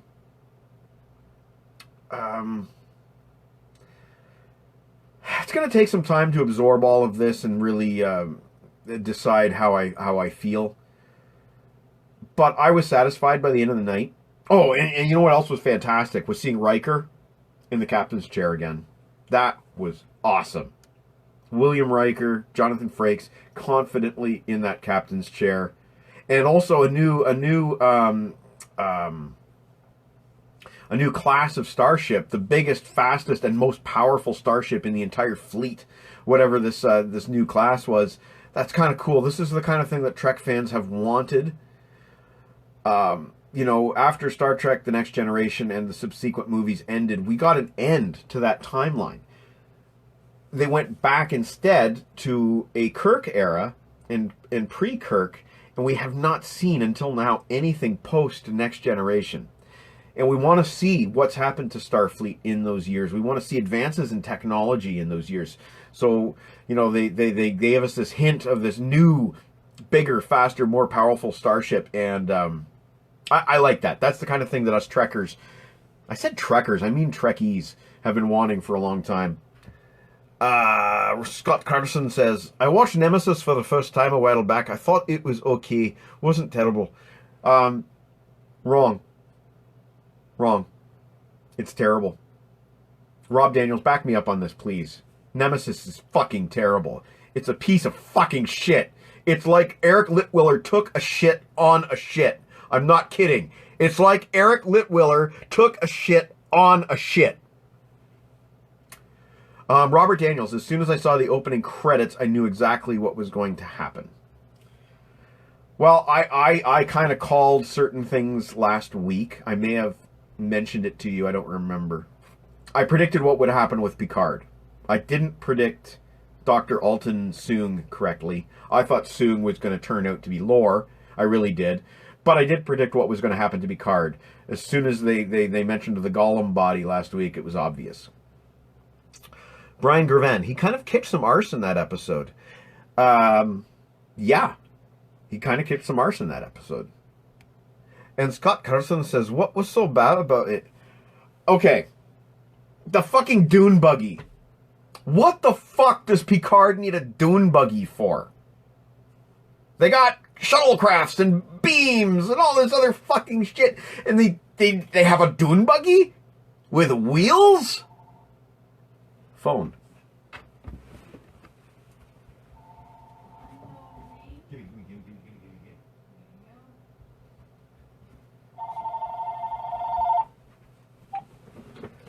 Hello, you're on the LeBrain live stream.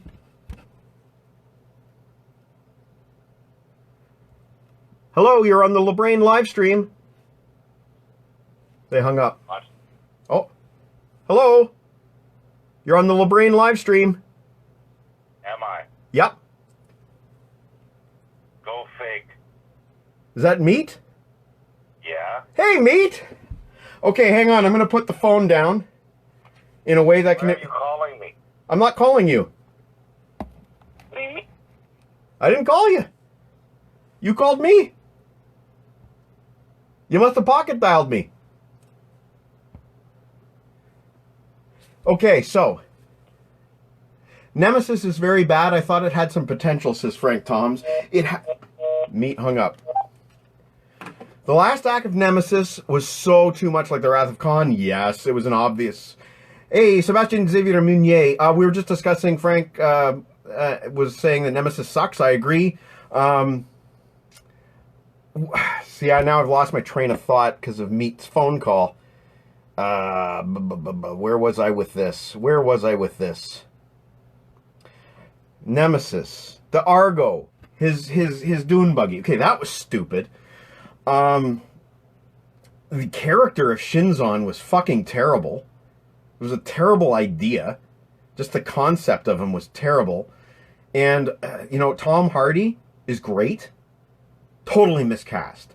Totally miscast. What they should have done is hired Patrick Stewart's son to play the clone of Picard. He'd already been in a Star Trek episode before. He played, well, I won't get into what... He played Picard's son in a way. I won't get into that. They should have had...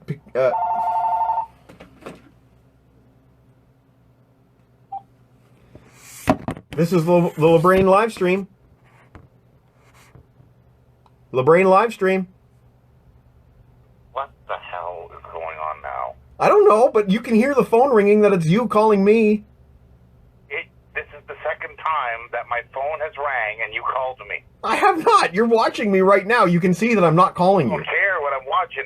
I've been sitting here and the phone has rang twice from 2 different numbers and it's been you. That's impossible. It's not impossible. It's what's happening. I don't know what to say to you, man. I haven't been calling you. Hello? I think he hung up again. The Inner Light. The Inner Light is the name of that episode. I honestly don't know what's going on with Uncle Meat's phone. Meat, believe your eyes. Yes, I'm not calling anyone. I'm not. Somebody's shooting off fireworks. I can see them. Hang on. Can you guys see that? Can you see the fireworks through the screen? Probably not. Somebody was shooting off fireworks.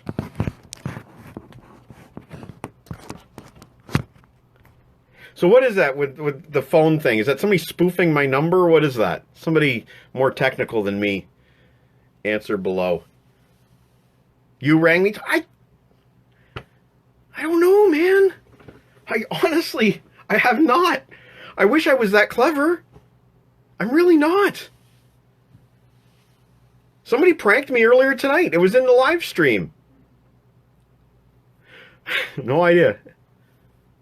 From 2 different numbers. It's so weird. No idea, man. No idea. Okay, well, let's move past this. It's the feds, man. They hacked you both. That call from the previous one was no fake. Someone is spoofing my number, says Brian Gervin.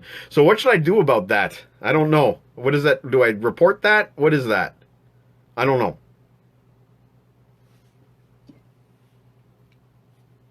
Anyway, we are now 1.5 hours into this potentially 3-hour-long live stream.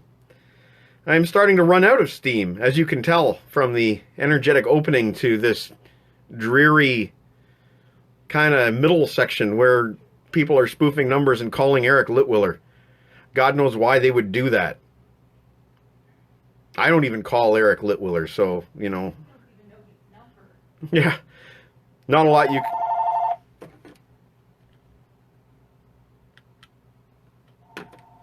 Just ignore the call, man. Just ignore it. It's Michael Morwood and Seb. Okay. Yeah, they might have the know-how to do that. Seb has my home number. That could be... Yeah, you're on to something. Harrison? What? Okay. Oh, my God. I don't know what to say here. Why would you say this, Harrison? Harrison just said something that is so controversial that it could completely take this live stream off the rails. I'm gonna say what Harrison just said, and then Jen has arrived with my latest beverage. Harrison Kopp says, very unpopular opinion. Sentinel Prime from the 3rd Transformers movie, Dark of the Moon, is better than Spock. Harrison Kopp just said that. I have to figure out what it was. I poured it forever ago. Oh, she doesn't remember what my drink is, so she's going to go check what the drink is. Okay. The missus just said I look like Mark Hamill. Thank you, Brian. I'm going to post something on Facebook right now. that you and I weren't connected back then, but I received that comment in I think a Mary Brown's Chicken or a Subway or something one time, and I just want to share it real quick. Rob Daniels will remember this. I'm just searching for it on my site. There we go.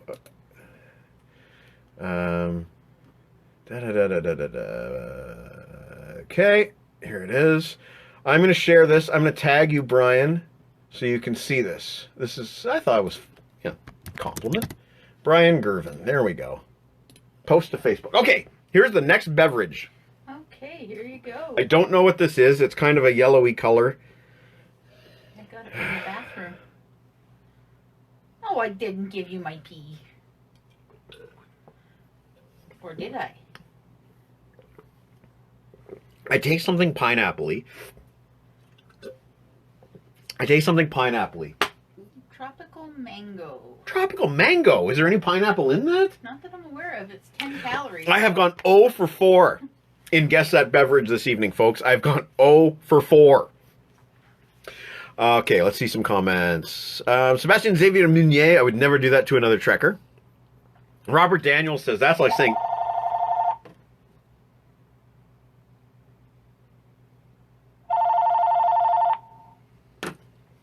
Robert Daniels says, that's like Galvatron. That's like saying Galvatron is greater than Spock. But Harrison Kopp says Galvatron is greater than Spock.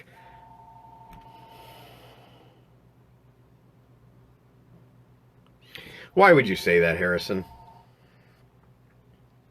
Sebastian Xavier Meunier says, tropical yum yum. Tropical yum yum indeed. Tropical yum yum indeed.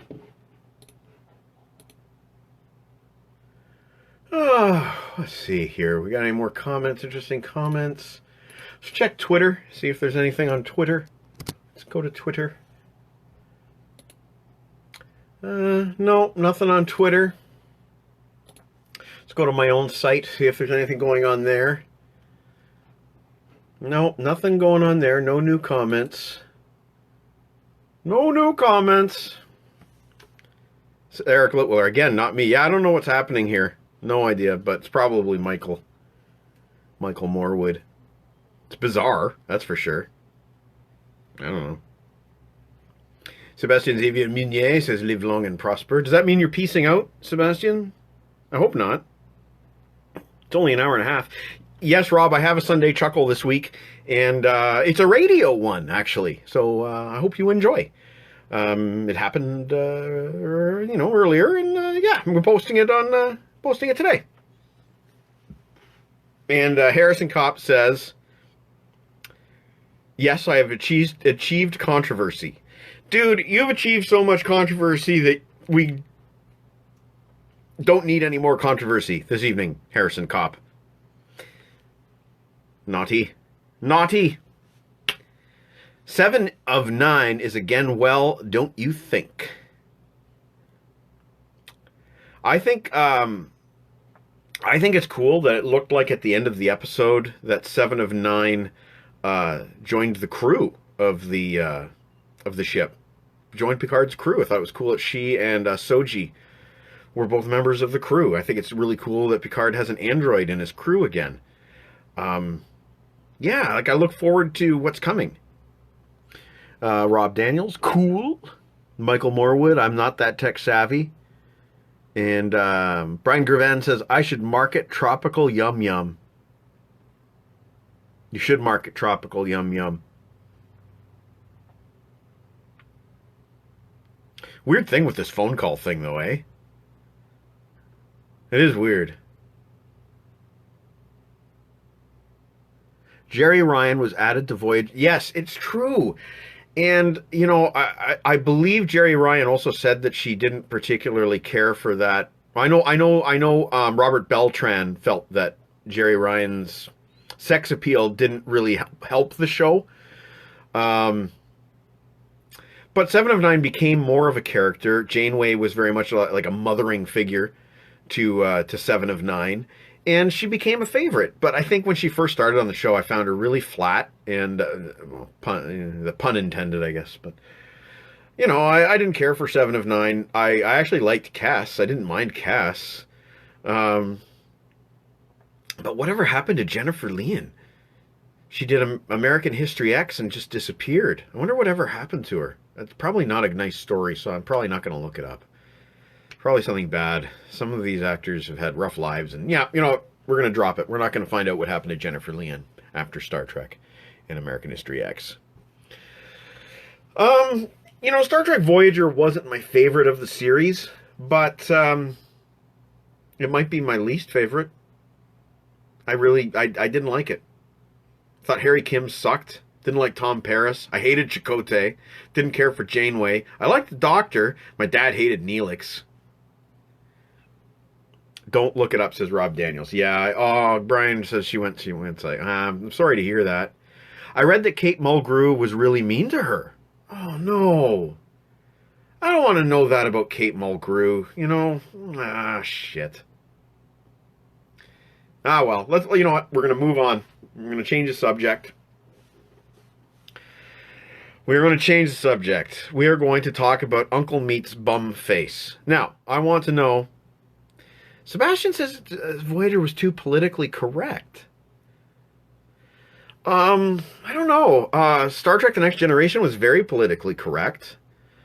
I guess Voyager took it, maybe just, you know, continued that and made it more politically correct. I suppose you could say that. I never thought of that, though. I never really thought that. Brian Gervin, Voyager was 90210 in space.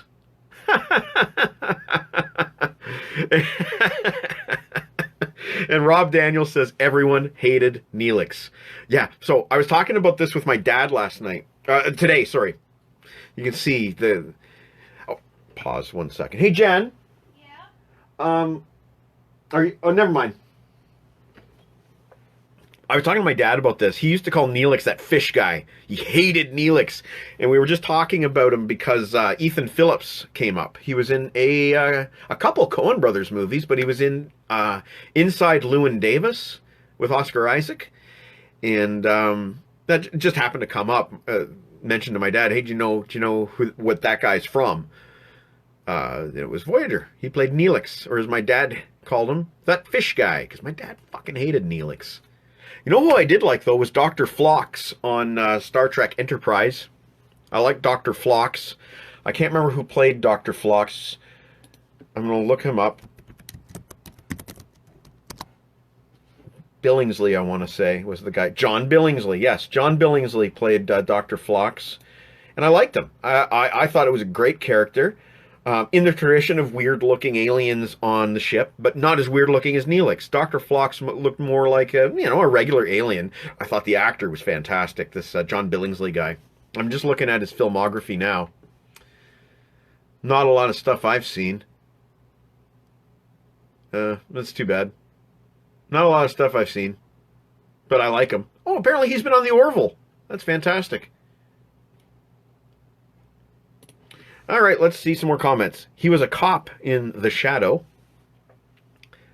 Brian Gervin calls him knee clicks. Do you remember the episode where they merged him with Tuvok and they became one being, Tuvix?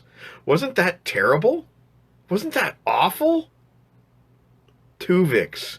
One of, in my opinion, even though it had an interesting moral twist, one of the worst episodes of the entire series, Tuvix. Brian Gervin says Enterprise wasn't terrible. I agree. Totally 100% agree. I really liked a few of the characters. I did not like the engineer whose name is escaping me at first, but then I grew to like him, and I loved the security officer. I don't mind Enterprise. Enterprise got a raw deal, says Rob Daniels. Yes, you know, they were really trying their best to make that show work. They brought in a lot of things that fans wanted to see, various alien races, and of course, Brent Spiner as Dr. Eric Soong, a predecessor of Dr. Noonien Soong. And yeah, it was a good show. Wasn't as good as Next Generation. Wasn't as good as the original series. Wasn't as good as Deep Space Nine.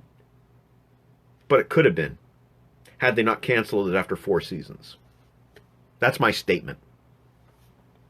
Harrison Kopp says, all right, let's tone down the controversy. I've heard laments that it would have made more sense for Nemesis Prime to be created in Age of Extinction and Galvatron in The Last Night. Oh my god. Who the fuck is Nemesis Prime? I don't remember that character. I don't know. Okay, so Harrison, I don't want to be rude. I'm not I'm not trying to be rude, but I can't really converse on the Bayverse movies at the level that you can. I can't answer that. I can't. I do think it's dumb that they brought back Megatron after Galvatron had already been introduced. I thought that was stupid. So maybe that answers your question, that Galvatron should have been in The Last Night rather than Age of Extinction. Yeah, totally, man. Galvatron should be the second iteration of Megatron. He should not be Megatron, Galvatron, Megatron again. No. So I hope that answers your question. Sebastian Xavier Munier says that Q is the best character ever. And yes. However, and this is a valid point, he is kind of a knockoff Trelane. Right? He is kind of a knockoff Trelane. Comment below and let me know if you agree on that. Frank Toms, the engineer was named Reed. That's right. Tucker. Tucker was the engineer. Reed was the security guy.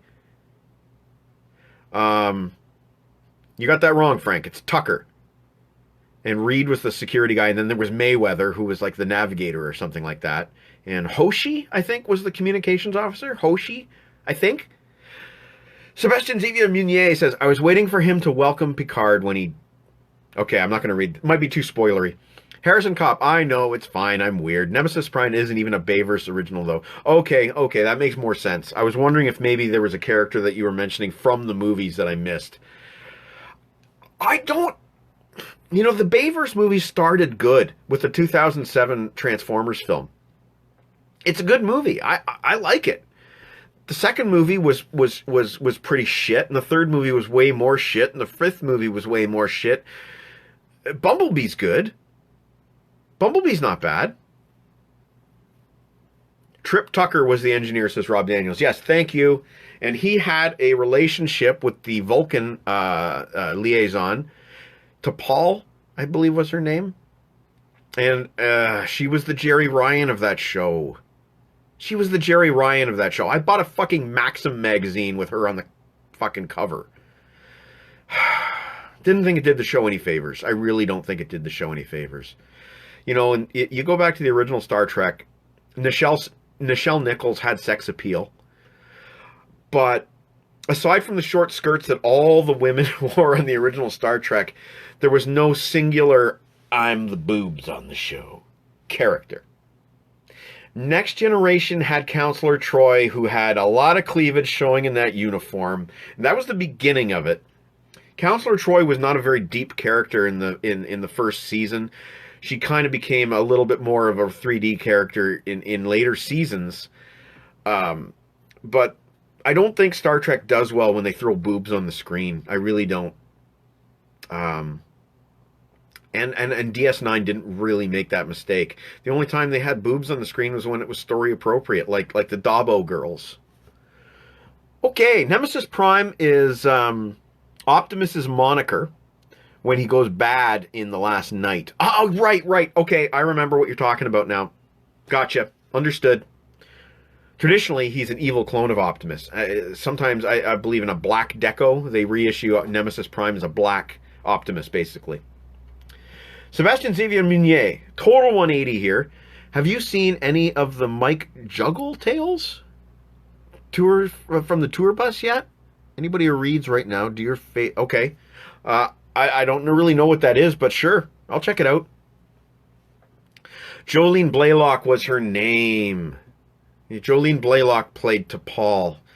Jolene Blaylock seemed more pissed off than Vulcan. Yeah. Right, I promise. No more of the Bayverse for the rest of the stream. Harrison, no, it's cool. It's cool. I struggle with those questions. I will try my best to keep those conversations going, but I struggle with those questions.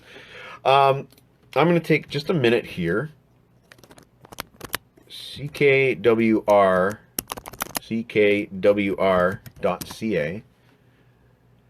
Sebastian, you asked me to post the link for the Picard show tonight.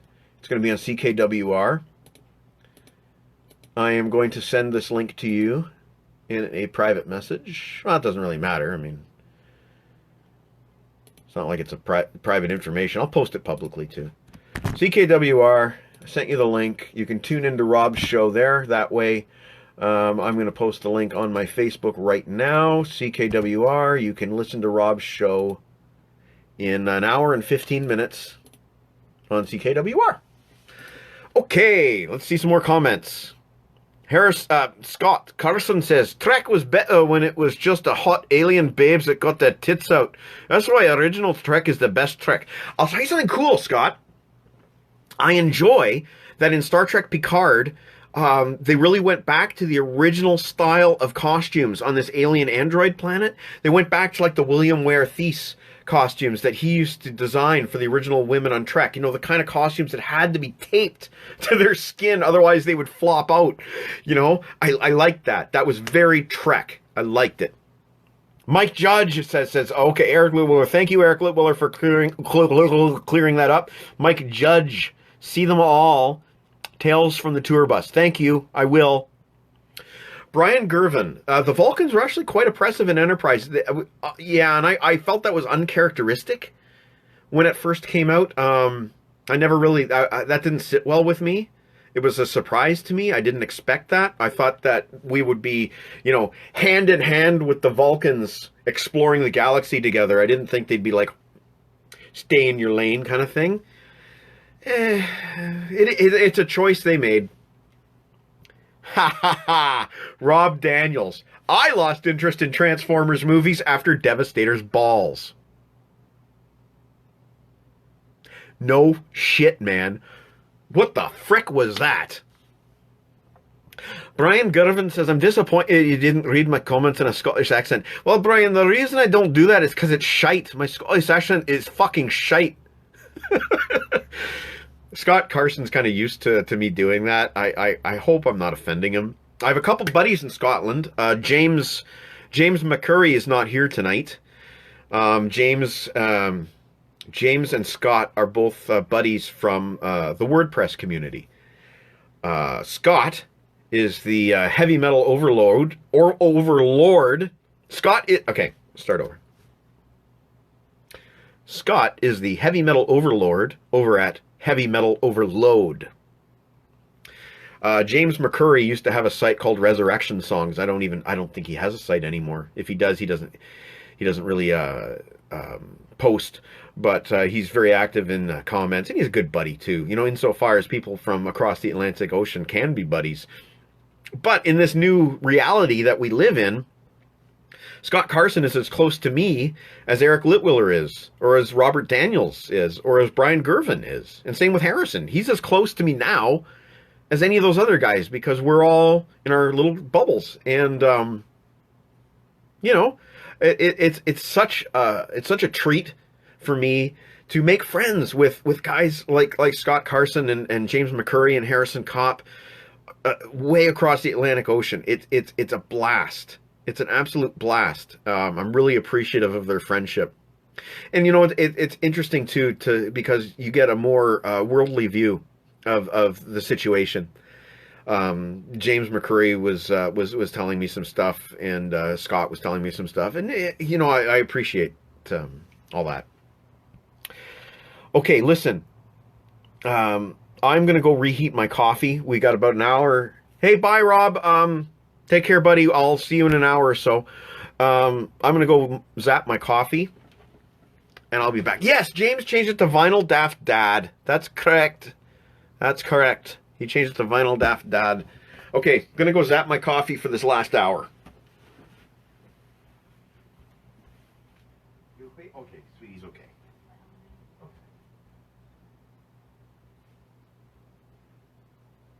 Where'd my coffee go? I have no idea. Oh, there it is. Find the juice.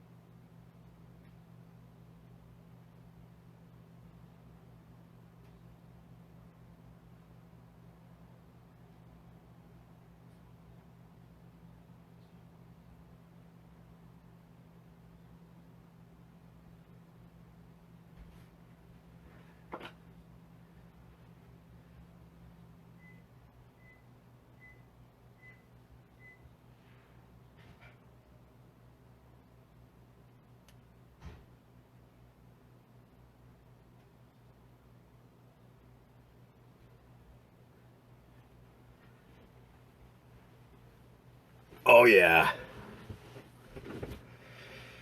There we go. Scott Carson's off for a coffee, too. So we're basically at the 2-hour mark here. I wasn't sure if we were going to make it to 3 or not. We might. We've only got 5 people hanging on, though.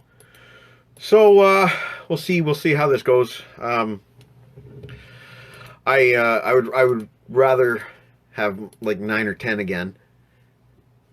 We'll see how this goes, though. If there's only like 5 people left, I might call it a night early. We'll see. Hot. Hot, hot, hot. At least the phone call thing has stopped, whatever that was. No idea what that was. At least that stopped. So, let's see. Let's see. What can we talk about? What can we talk about?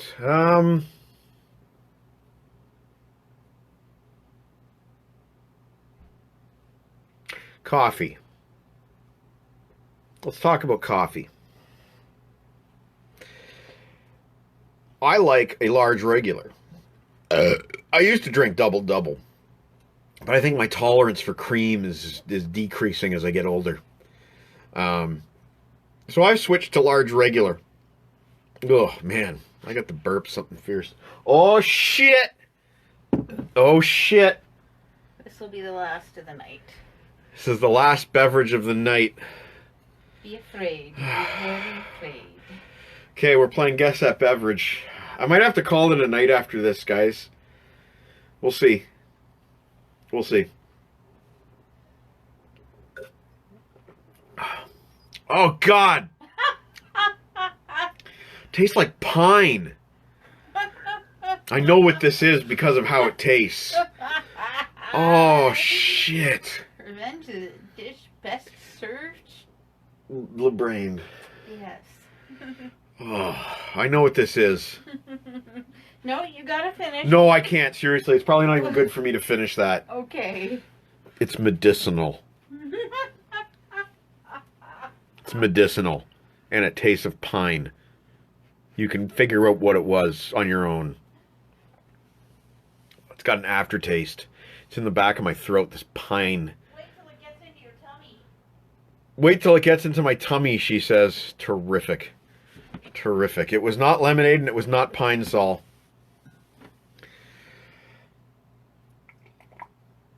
I need this just to wash it down. That was awful. I think it was $6 for that one can. Oh. Oh. Why can't they make it taste good? Okay. So, rolling into the last hour here. What else do you guys want to see? Tell me something. Tell me you want to see, or to get the ball rolling, I'll go grab something of interest that we can look at.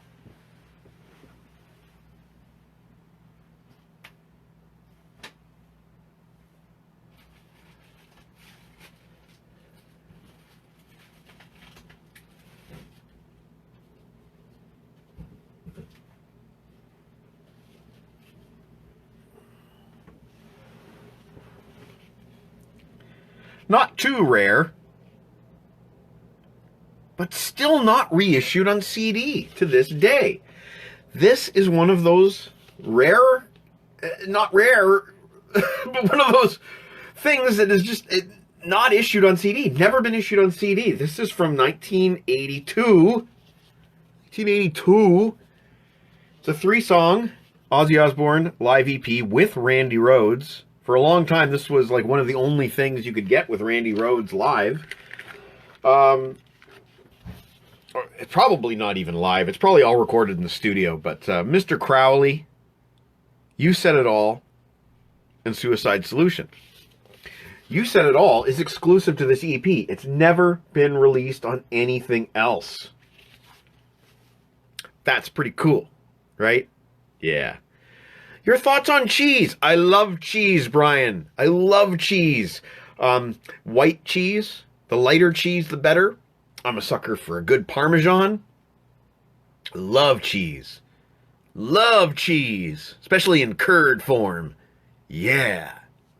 Scott Carson wanted to see some vinyl, so there's some vinyl for you.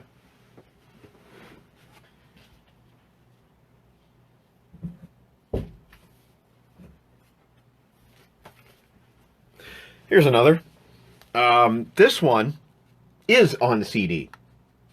Has a B-side called One Up the B-side. And that has been released on CD. It's been released on a Bark at the Moon reissue with bonus tracks. This, however, this version of One Up the B-side, I believe, might be different from the CD version, because the CD version came out during a time when Sharon Osbourne was like remixing and doing shit to the original albums, and they came out with different mixes than they did originally. So I'm not 100% certain. This version of One Up the B-side is definitely the original recording. There might be a remix on the CD version. Eric Litwiller. Bon Jovi is cheese. Warrant is cheese. Europe is cheese. And Cinderella is cheese. He's not wrong. And Scott Carson loves this cover. Look at Ozzy. I always loved it when he was dressed up as a monster. Always loved that.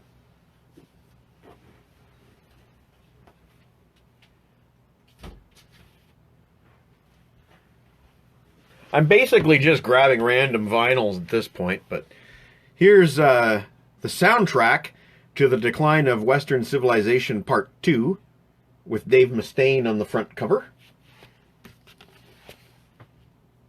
Back cover. This is a movie from 1988. Yes, 1988. Featuring Alice Cooper with Axl, Slash, and Izzy.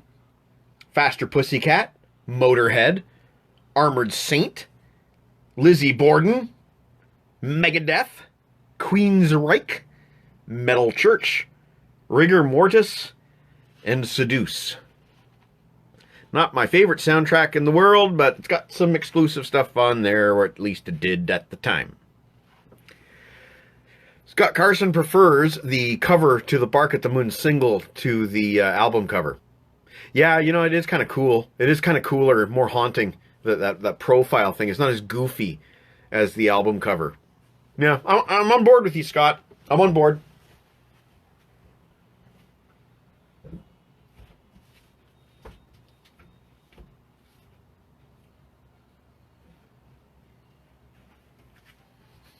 Speaking of Queensryche, here's my original vinyl copy of the first EP. I bought this back in high school. This is the four song EP. It's probably, yeah, I think it's a reissue because it's on EMI, but I had this back in high school and I was really thrilled to get it. I think it was one of the very first EPs I ever owned, if not the first. Scott Carson asks what my favorite soundtrack is. I almost dropped that Queensryche. It's a tough question, Scott. The best way to answer this is to take a look in my music folder and have a look at the soundtracks to refresh the memory. A Mighty Wind is a contender. 2001: A Space Odyssey is a contender. Let's see. Heavy Metal is a contender. Oh Brother, Where Art Thou is a contender.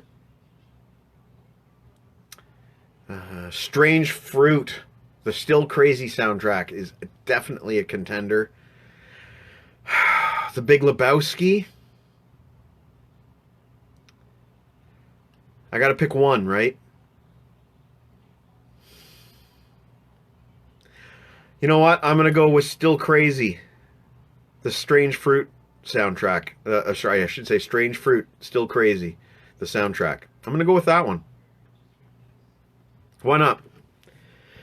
Gonna be I was gonna say The Empire Strikes Back, Scott. Oh shit, Spinal Tap, Eric Litwiller, fuck. You know what, that's because it's not in my soundtrack folder. I didn't think of it because it's not in my soundtrack folder. It's in a separate folder for Spinal Tap. Good one, Eric Litwiller. Scott Carson, I decided not to include scores. If I was gonna say scores, favorite scores of all time, absolutely The Empire Strikes Back. Absolutely, hands down, The Empire Strikes Back is my favorite score of all time. Yep. Mighty Wind contends, says Eric Litwiller. It's a fantastic soundtrack. If you haven't heard it, give it a listen. It's a comedic look at folk music from 3 different bands with 3 completely different styles. Eugene Levy and Catherine O'Hara played Mitch and Mickey. They had a beautiful song called, I think it was called A Kiss at the End of the Rainbow. A Kiss at the End of the Rainbow. Beautiful song. They performed it together at the Academy Awards. Great soundtrack. Fantastic soundtrack. Harrison Kopp, Revenge of the Sith is a great soundtrack, man. Revenge of the Sith. And Transformers 86, you know, it's a good soundtrack too. I own that as well. I don't listen to that one all the way through though. Scott Carson, I never got into soundtracks all that much. Maybe Quadrophenia. Yeah, maybe, man. That's a good soundtrack. You got to understand that when I was growing up, soundtracks and movies was my main exposure to any kind of music. My parents didn't really listen to a lot of music in the house. It was mostly, fuck Eric, I hate Rock of Ages. Fuck you, man. Fuck you. I hate Rock of Ages. Where was I? Jesus Christ. Harrison Kopp, you are a bold one. Now, see, Eric fucking threw me off the rails with that Rock of Ages content. Fucking Rock of Ages. I know where I was. Soundtracks. Yeah, so, you know, you gotta understand that when I was growing up, my parents didn't really listen to a lot of music in the house. So, movie soundtracks were my main exposure to music. And, you know, my first albums were basically soundtracks. A little bit later on, I started getting into soundtracks for, like, rare songs that weren't on albums. Those can be pretty dicey, though, like the movies that come out with, it's got a new track on it by Megadeth or whatever, and then it's got a couple other good songs and 7 shit songs. Can't really listen to too many of those all the way through. But something like Oh Brother, Where Art Thou is a fucking brilliant soundtrack. It's consistent. It has a mixture of old songs and originals. Old recordings and new ones. And it's seamless. It's perfect. It's an amazing listen from start to finish. Okay, Harrison Kopp wants some controversy. He doesn't really like the Empire Strikes Back score, especially compared to the other 6 films.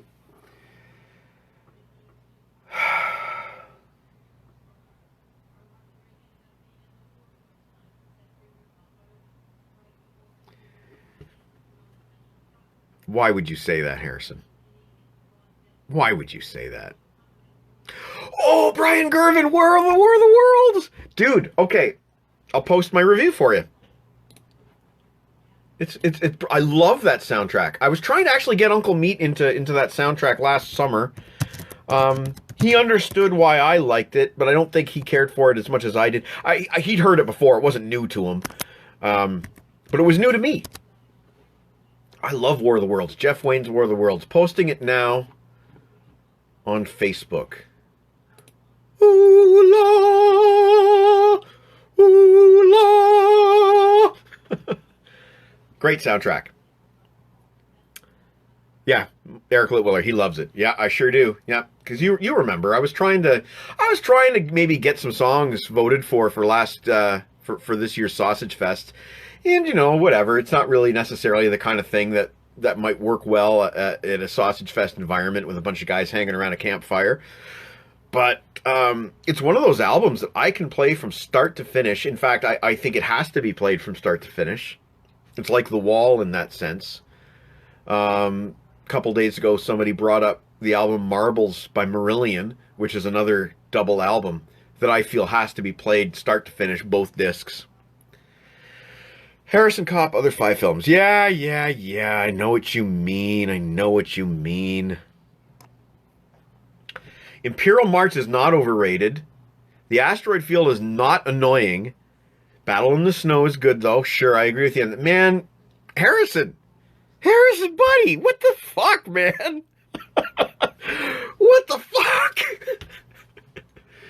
Escape from Cloud City is good, too. Gonna finish this fucking coffee off. Keep me wired all night.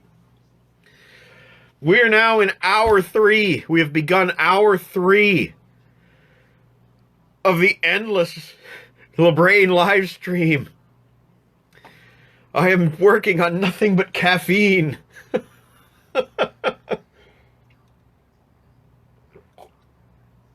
Dear God, when will this end? Did you know there was a remake in 2013? Yes, I did. The Liam Neeson version. Now, one of my radio pals, Jason Drury, told me to avoid that. He did not like it. Jason Drury is often on Visions and Sound with Rob Daniels. He's based out of the UK. Great guy. And I also know that there's like a deluxe War of the Worlds box set with like outtakes and alternate versions and all that stuff. And I think I've absorbed the album enough now that I could delve into a box set version of War of the Worlds. So that's something I'm definitely interested in hearing. Eric Litwiller. I watched a classic albums episode the other day on Prime. So, by Peter Gabriel. I have Prime. So, by Peter Gabriel. It was gloriously fucking marvelously goddamn epic. That's cool, man. I'm going to go onto my Prime right now and bookmark that. Sign in. Fuck you. Okay. Peter Gabriel.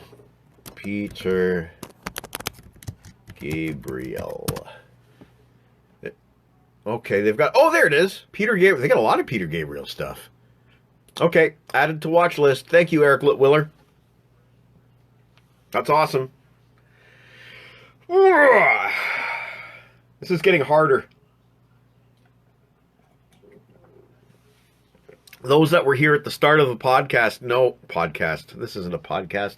Those that were here at the start of the live stream know that I was full of energy, bursting at the seams. And now as we trudge on to the bitter end, the coffee is cold and gross. The phone has stopped ringing, at least. That was weird. And earlier on, in the first hour, the phone rang, and it was that prank phone call that some people put out. Oh, this is the FBI calling. You've been accessing some strange images on your computer, and we're going to be raiding your house in a few minutes. I had that phone call. I put that on the live stream. So somebody's fucking around.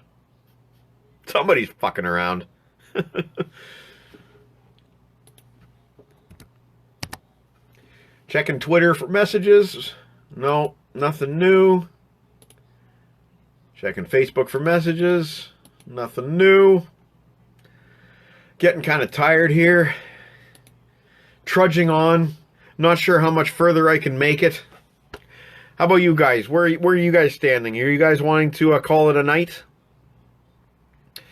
Rob Daniels will be on at midnight with his show, Visions and Sound. They're doing the soundtrack to Star Trek Picard by Jeff Russo. Rob is at the studio now. He is one of the few people that's allowed to go into the studio. Everybody else has to basically broadcast from home. But he will be at the studio probably any minute now, working on Visions and Sound. And I advise you to check it out. Eric Litwiller, in order to maintain my stamina, he thinks I should think of Ronnie James Dio, get an erection, and then stand up and shout. No, Robert Daniels, that will not be happening. Mike Kovacic, back to the subject of Star Wars soundtracks. He loves Rey's song, The Scavenger. Brilliant. That's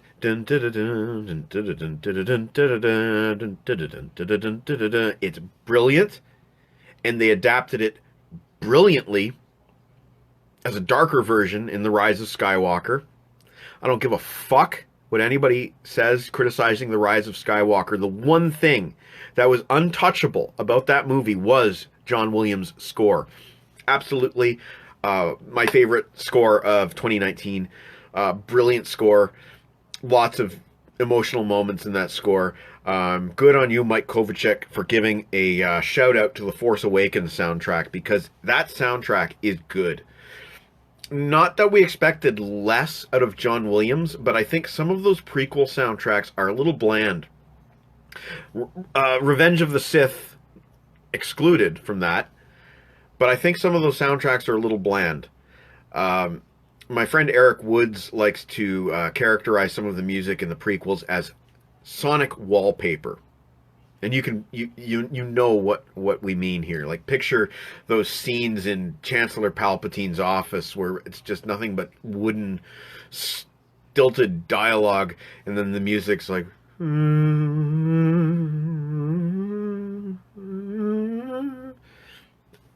Sonic wallpaper. Eric Litwiller, where would you rank Rogue One? Good question, Eric Litwiller. I'm of two minds. I like Rogue One. I think it's a good movie. I find it hard to compare to the saga, and actually even Solo. Rogue One is unique. It's not a perfect film by any stretch of the imagination. It's flawed in its pacing, and it's flawed in its characterizations, but I think it's better than a lot of the prequel films. I think it's better than The Last Jedi. I don't think it's better than the original trilogy. That's kind of almost untouchable, the original trilogy. But I think Rogue One's quite good. I don't think it was necessary, but we don't live in the era of Star Wars movies being a special occasion anymore. We live in the era of Disney owning Star Wars, and Disney is going to flog us with Star Wars until the day we all die.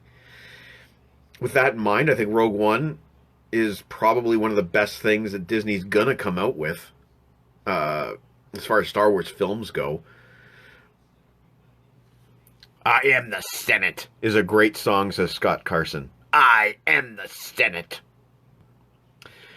Harrison Kopp, the prequel soundtracks are like the best of the saga. Yeah, some tracks. Duel of the Fates is the best of the saga. You know what I'm talking about with the sonic wallpaper, though. Those movies had a lot of scenes with talky dialogue that goes on forever and ever and ever and ever. And the music is so fucking bland in those scenes. You know what I'm talking about. You know it. Solo equals like... Harrison, man, what are you doing? Solo is not the greatest Disney era film. No, The Last Jedi is. I don't like sand is pretty cool too. Yeah. It's coarse and it gets everywhere. What would Eric Litwiller say this for? The Phantom Menace is a much better film than The Rise of Skywalker. Agreed? Discussed. No. The Phantom Menace, if you take the 9-movie saga, excluding Solo and Rogue One, The Phantom Menace is the second worst of the films. The worst of the films is Attack of the Clones.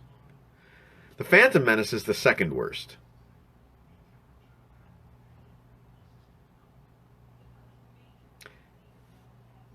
Attack of the Clones worst. Phantom Menace second worst. Last Jedi third worst. Harrison Kopp, not sure I do know it, but no, not Duel of the Fates. That's overrated. Harrison is throwing me curveball after curveball after curveball tonight. Okay. So Harrison, you gotta remember one thing here. I've been live now for 2 hours and 15 minutes. I'm running on caffeine and sugar. And I'm not sure I can comprehend what you're telling me at this point of the night. I don't understand what you see in those soundtracks. I mean, they're not bad. Don't get me wrong, they're not bad, but they're nowhere near the original trilogy. Nowhere near. And Duel of the Fates is not overrated. The Duel of the Fates is fucking great. Eric Litwiller. Yes, it is. It makes way more sense. Yeah, well, you are thinking it make way more sense, but me are thinking you are crazy. Attack of the Clones are the worst. Agreed. Thank you, Scott Carson. Brian Gervin. I found all the Star Wars prequels too reliant on CGI. Let's talk about that. George Lucas was like a kid with a brand new toy. And he said, let's do as much with my brand new toy. I want to play with this thing until I break the handles off. And the proof in the pudding that the CGI in The Phantom Menace is not good enough is the fact that George Lucas redid all of the Yoda stuff. At least once, maybe twice. I can't remember, with all the different reissues. He may have redone the fucking Yoda stuff twice. I can't remember. At least once. That is proof that even George Lucas knew the CGI in The Phantom Menace was shite. And yes, he relied on it way too much. There's a scene where Obi-Wan Kenobi is talking to Jar Jar Binks. They're supposed to be making eye contact, but Ewan McGregor's just looking out into space. It's like, hello, Jar Jar Binks. How are you today? And the same thing happened in Attack of the Clones with Hayden Christensen. He's talking to Jar Jar Binks, and it's like they're supposed to be making eye contact. There's no fucking eye contact. There's none, because Hayden Christensen's looking at a fucking green screen. My energy level's back.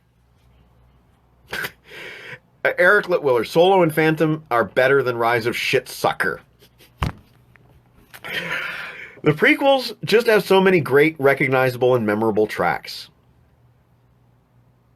Anakin and Padme's love theme isn't bad. Yeah, Anakin and Padme's love scene is love music. That's not bad. Mike Kovacic. I liked Solo. I liked the story. I did have issues with the lighting. Yes, the lighting was a huge issue. Kind of dark, making it hard to see a lot of the detail, which in turn made it look cheap. Because that's the way they used to make science fiction. It's the way they had to make use of the budgets they had in the 70s and 80s and even the 90s. They had to shoot everything dark so you don't see the fucking strings. Brian Gervin found the fighting Yoda scene hilarious. Yeah, it kind of was, wasn't it? This little fucking green ball going spinning. Weird. Eric Litwiller. Jar Jar is an ornament in that movie. Yes, a terrible one. But the tree of Phantom Menace had roots. He's not wrong. He is not wrong when he says that. Rise of Smegmalicker is a pap smear of nonsense. He's got a point. And I mentioned this in a recent article that I posted on my site. J.J. Abrams went in to his sequel trilogy just trying to recreate the classic trilogy. We can be honest about this. J.J. Abrams went in there just to repeat the classic trilogy. Whereas when George Lucas went into The Phantom Menace, he went in there with he wanted to say something. He wanted to do something new. He wanted to bring us a look at the galaxy of Star Wars before the Empire took over. He was saying something. In The Phantom Menace, a lot of the ships are rounded. They're more elegant. He was trying to make a point that the Empire took that away. Took away the artistic side, the celebratory side of the Old Republic, and brought back this sterile, mechanical look of the Empire.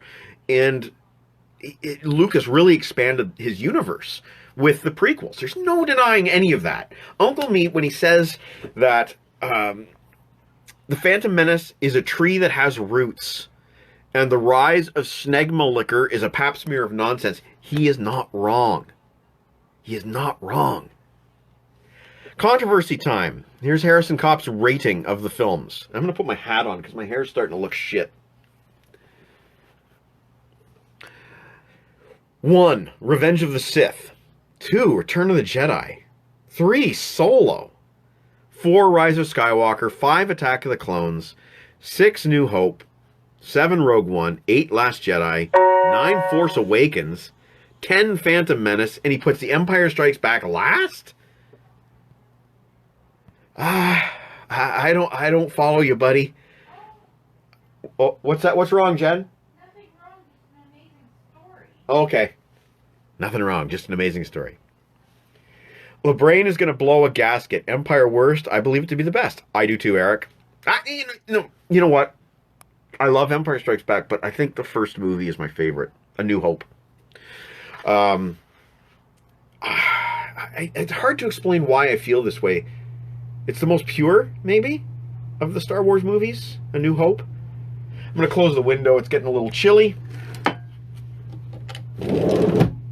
Closing the window. Maybe A New Hope and Empire Strikes Back are kind of tied for me in a way. It's hard to really pick a favorite, but A New Hope is very, very close to my heart. And Harrison Kopp admits that he's trying to get me to blow a gasket. Harrison, be nice. Be good. Be nice.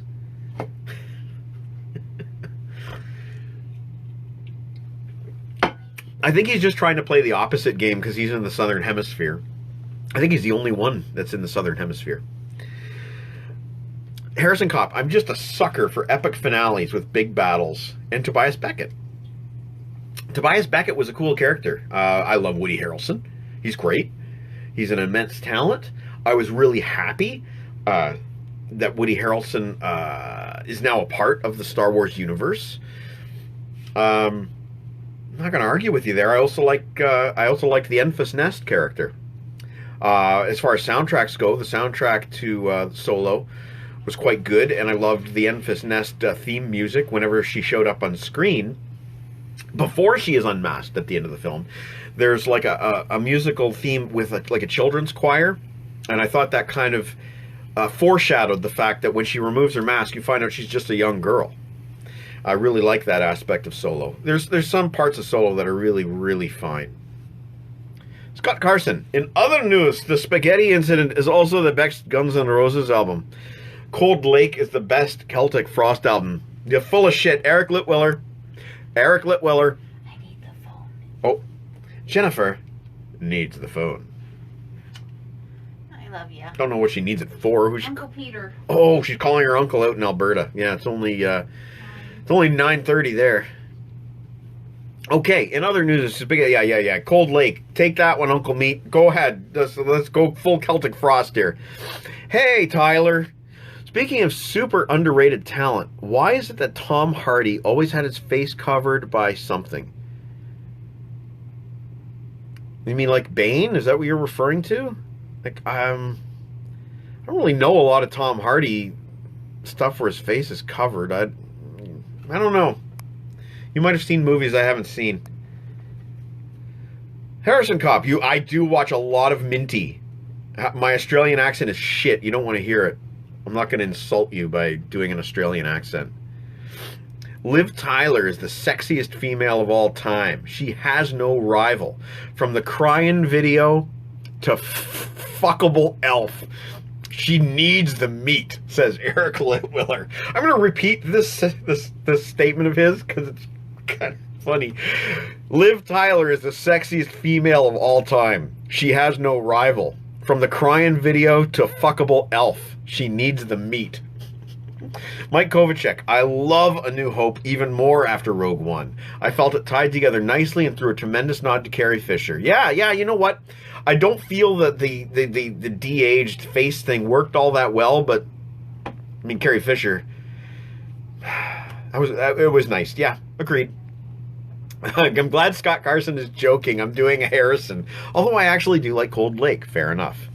Bane, Venom, Mad Max. That's right. He had the facial covering in Mad Max. That's right. I don't know, man. Like, I respect a lot of actors that can act through a mask. Look at Pedro Pascal in The Mandalorian. He did a fabulous job of that with just his body language and his voice. Eric Litwiller. Oh my God, are you high and drunk, Scott Carson? That's just Grr, wrong. He's joking, thank God, about Celtic frost. Harrison Kopp, luckily I'm of European descent, so my accent isn't really your stereotypical Aussie accent.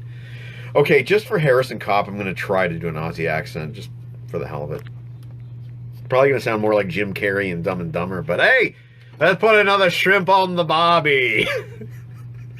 That was terrible. That was terrible. I'm sorry I did that. I'm really sorry I did that. Dravonis Helsing, it's an incredible talent, sure. Still a shame, though. Yeah, I suppose it is true. You would know better than I would.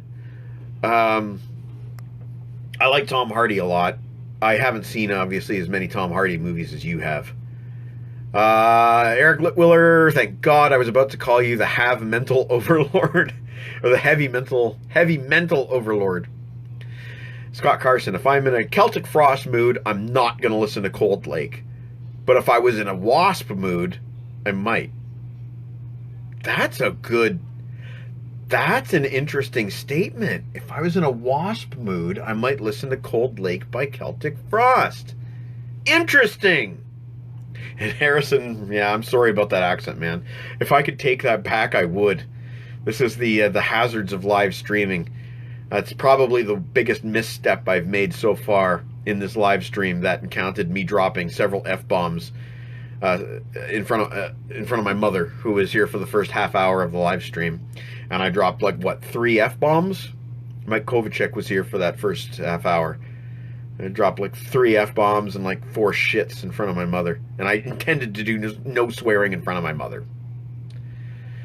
But my Australian accent was by far the bigger misstep of the two.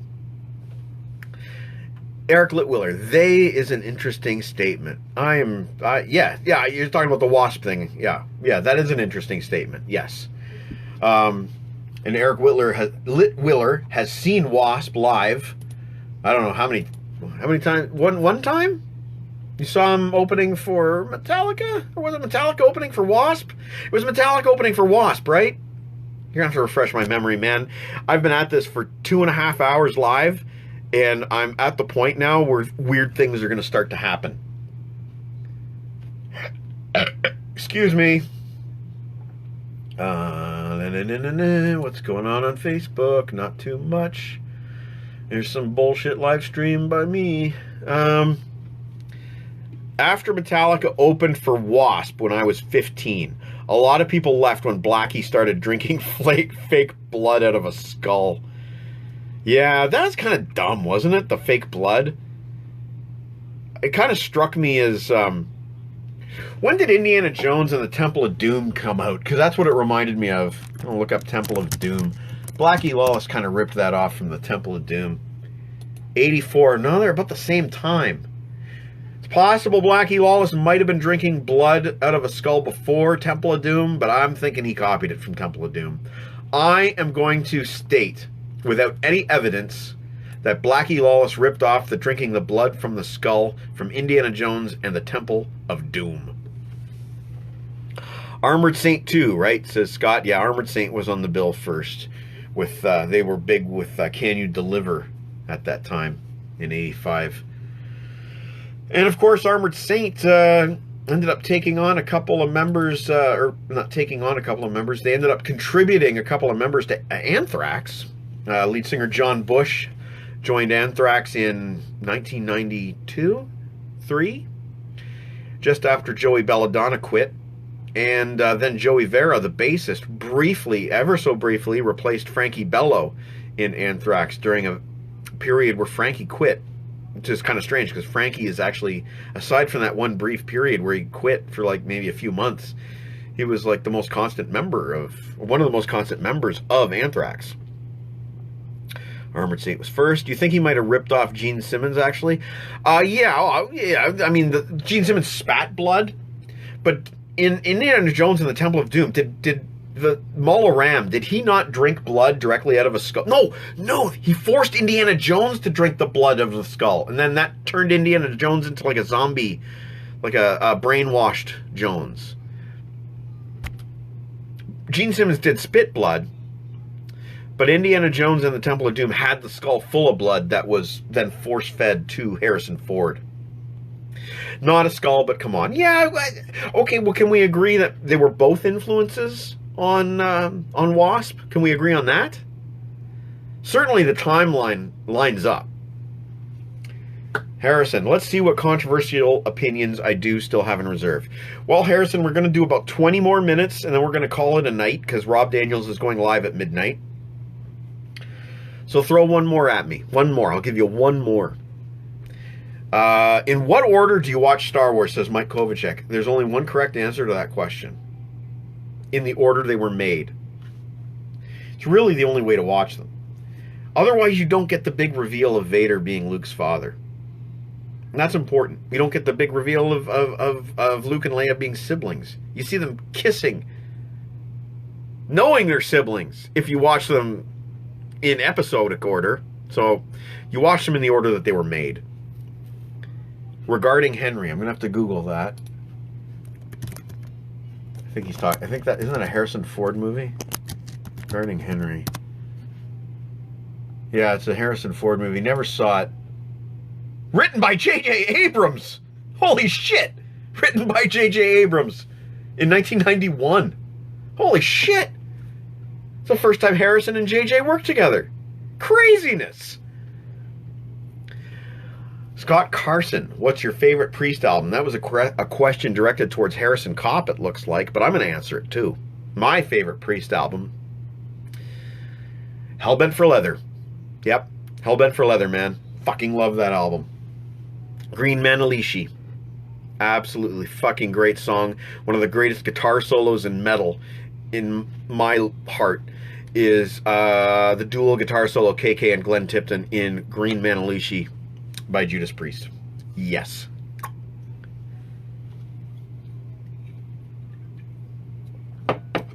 Okay, so we're going to do 20 more minutes.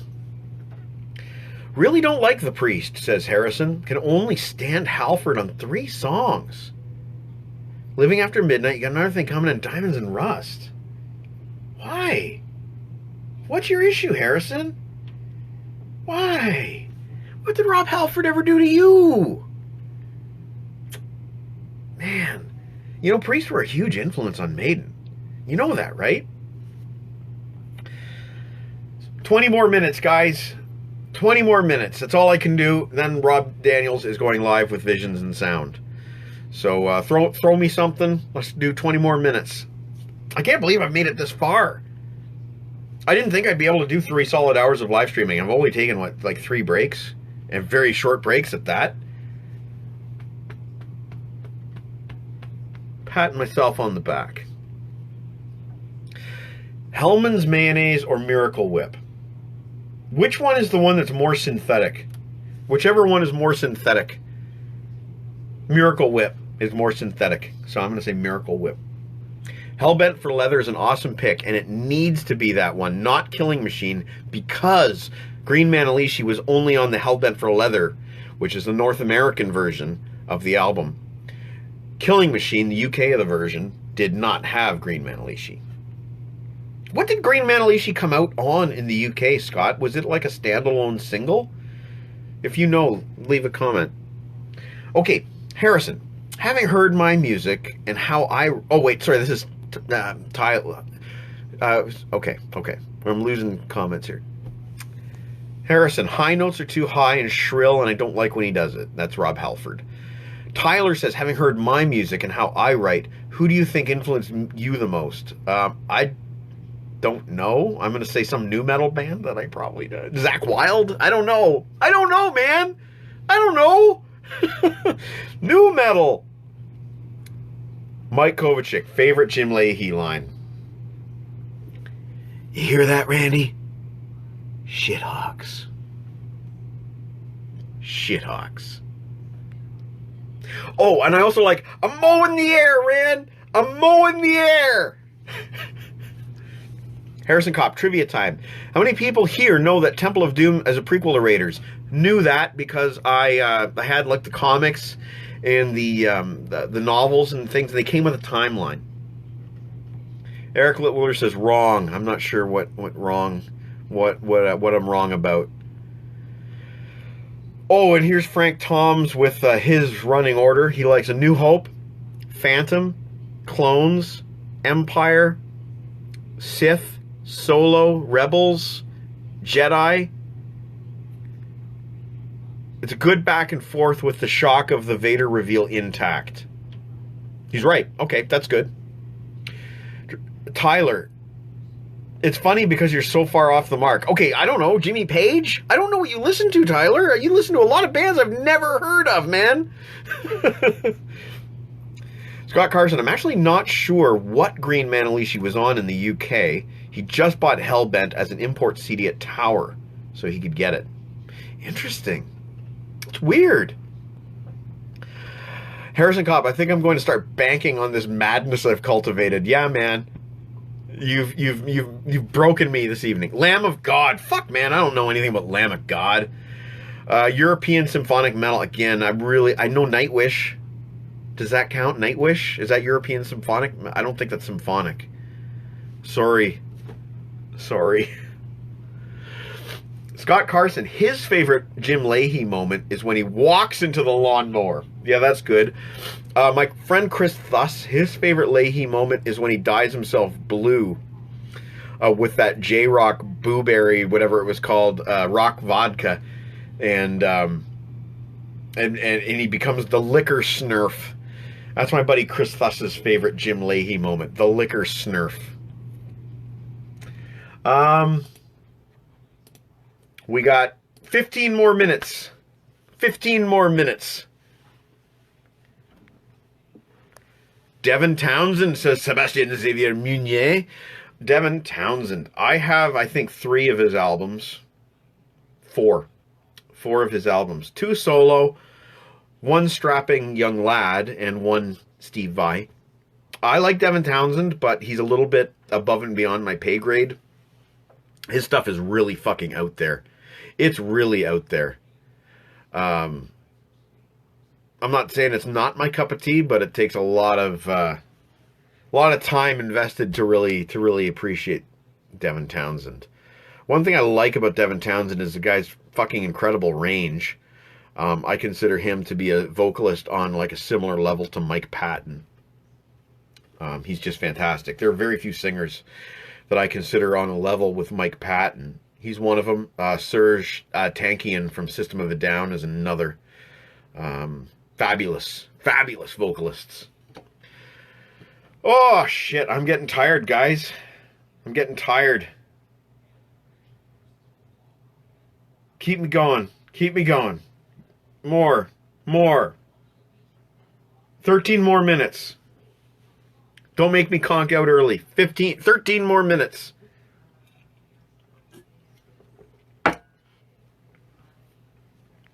There's fewer and fewer people watching. I've only got 4 now. I might have to call it a night. Fuck, man. 2 hours and 37 minutes. That ain't bad. I didn't think I could do... Before tonight, I've only done an hour and a half. Tops. Mike Kovacek, what is your favorite Rickyism? Well, worst case Ontario. I'm going to look up the exact quote so I don't misstate this. But Ricky...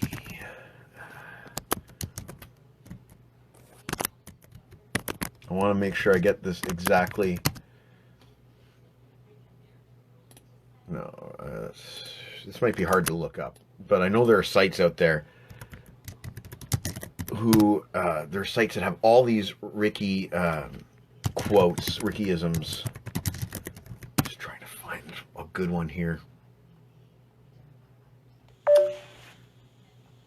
It's okay. I can't find the exact quote, but it's one where Ricky is talking about how provinces like Texas and Calgary have all the oil. And there's a reason why I love that Rickyism the most. Provinces, Texas is not a province, and Calgary is not a province. Sebastian Xavier Munier says, drink more Coke, like Meat would say. All I wanted is one Pepsi. My mom wouldn't give it to me. Dudes, I am really tired. I'm, again, patting myself on the back here for doing this, for managing to make it this far. I'm going to call it a night. I'm really tired. Thank you so much for tuning in. This live stream will be available after I finish to watch if you've missed the beginning. If you care to watch this again, you will be able to. So I'm going to call it a night. Thank you very much. I had so much fun tonight. That means a lot in this day and age, you know. We've all dealt with a lot the last couple of weeks, and thank you for making this so much fun tonight. I'm going to peace out. 2 hours and 40 minutes. That ain't bad. So, at midnight, tune into Robert Daniels on Visions and Sound. James Kalen. No, I just got here. Ah, shit. James. Okay, so James, when I finish, you're gonna be able to watch the whole thing from the start. All 2 hours and 40 minutes of it if you want to. Harrison Cobb, it's been great. Thanks. Apologies for any mental damage sustained. You're gonna pay, buddy. You are gonna pay. Frank Toms, in out, great show. Thank you very much. Kova Flyer, good night, bud. Thanks. So tune in. Rob Daniels is going to be on in 20 minutes on Visions and Sound. He's going to be doing the music of Star Trek Picard. Check him out on CKWR. I posted the link on my Facebook. Check it out. Thank you for tuning in. Cheers. Peace out. Thank you.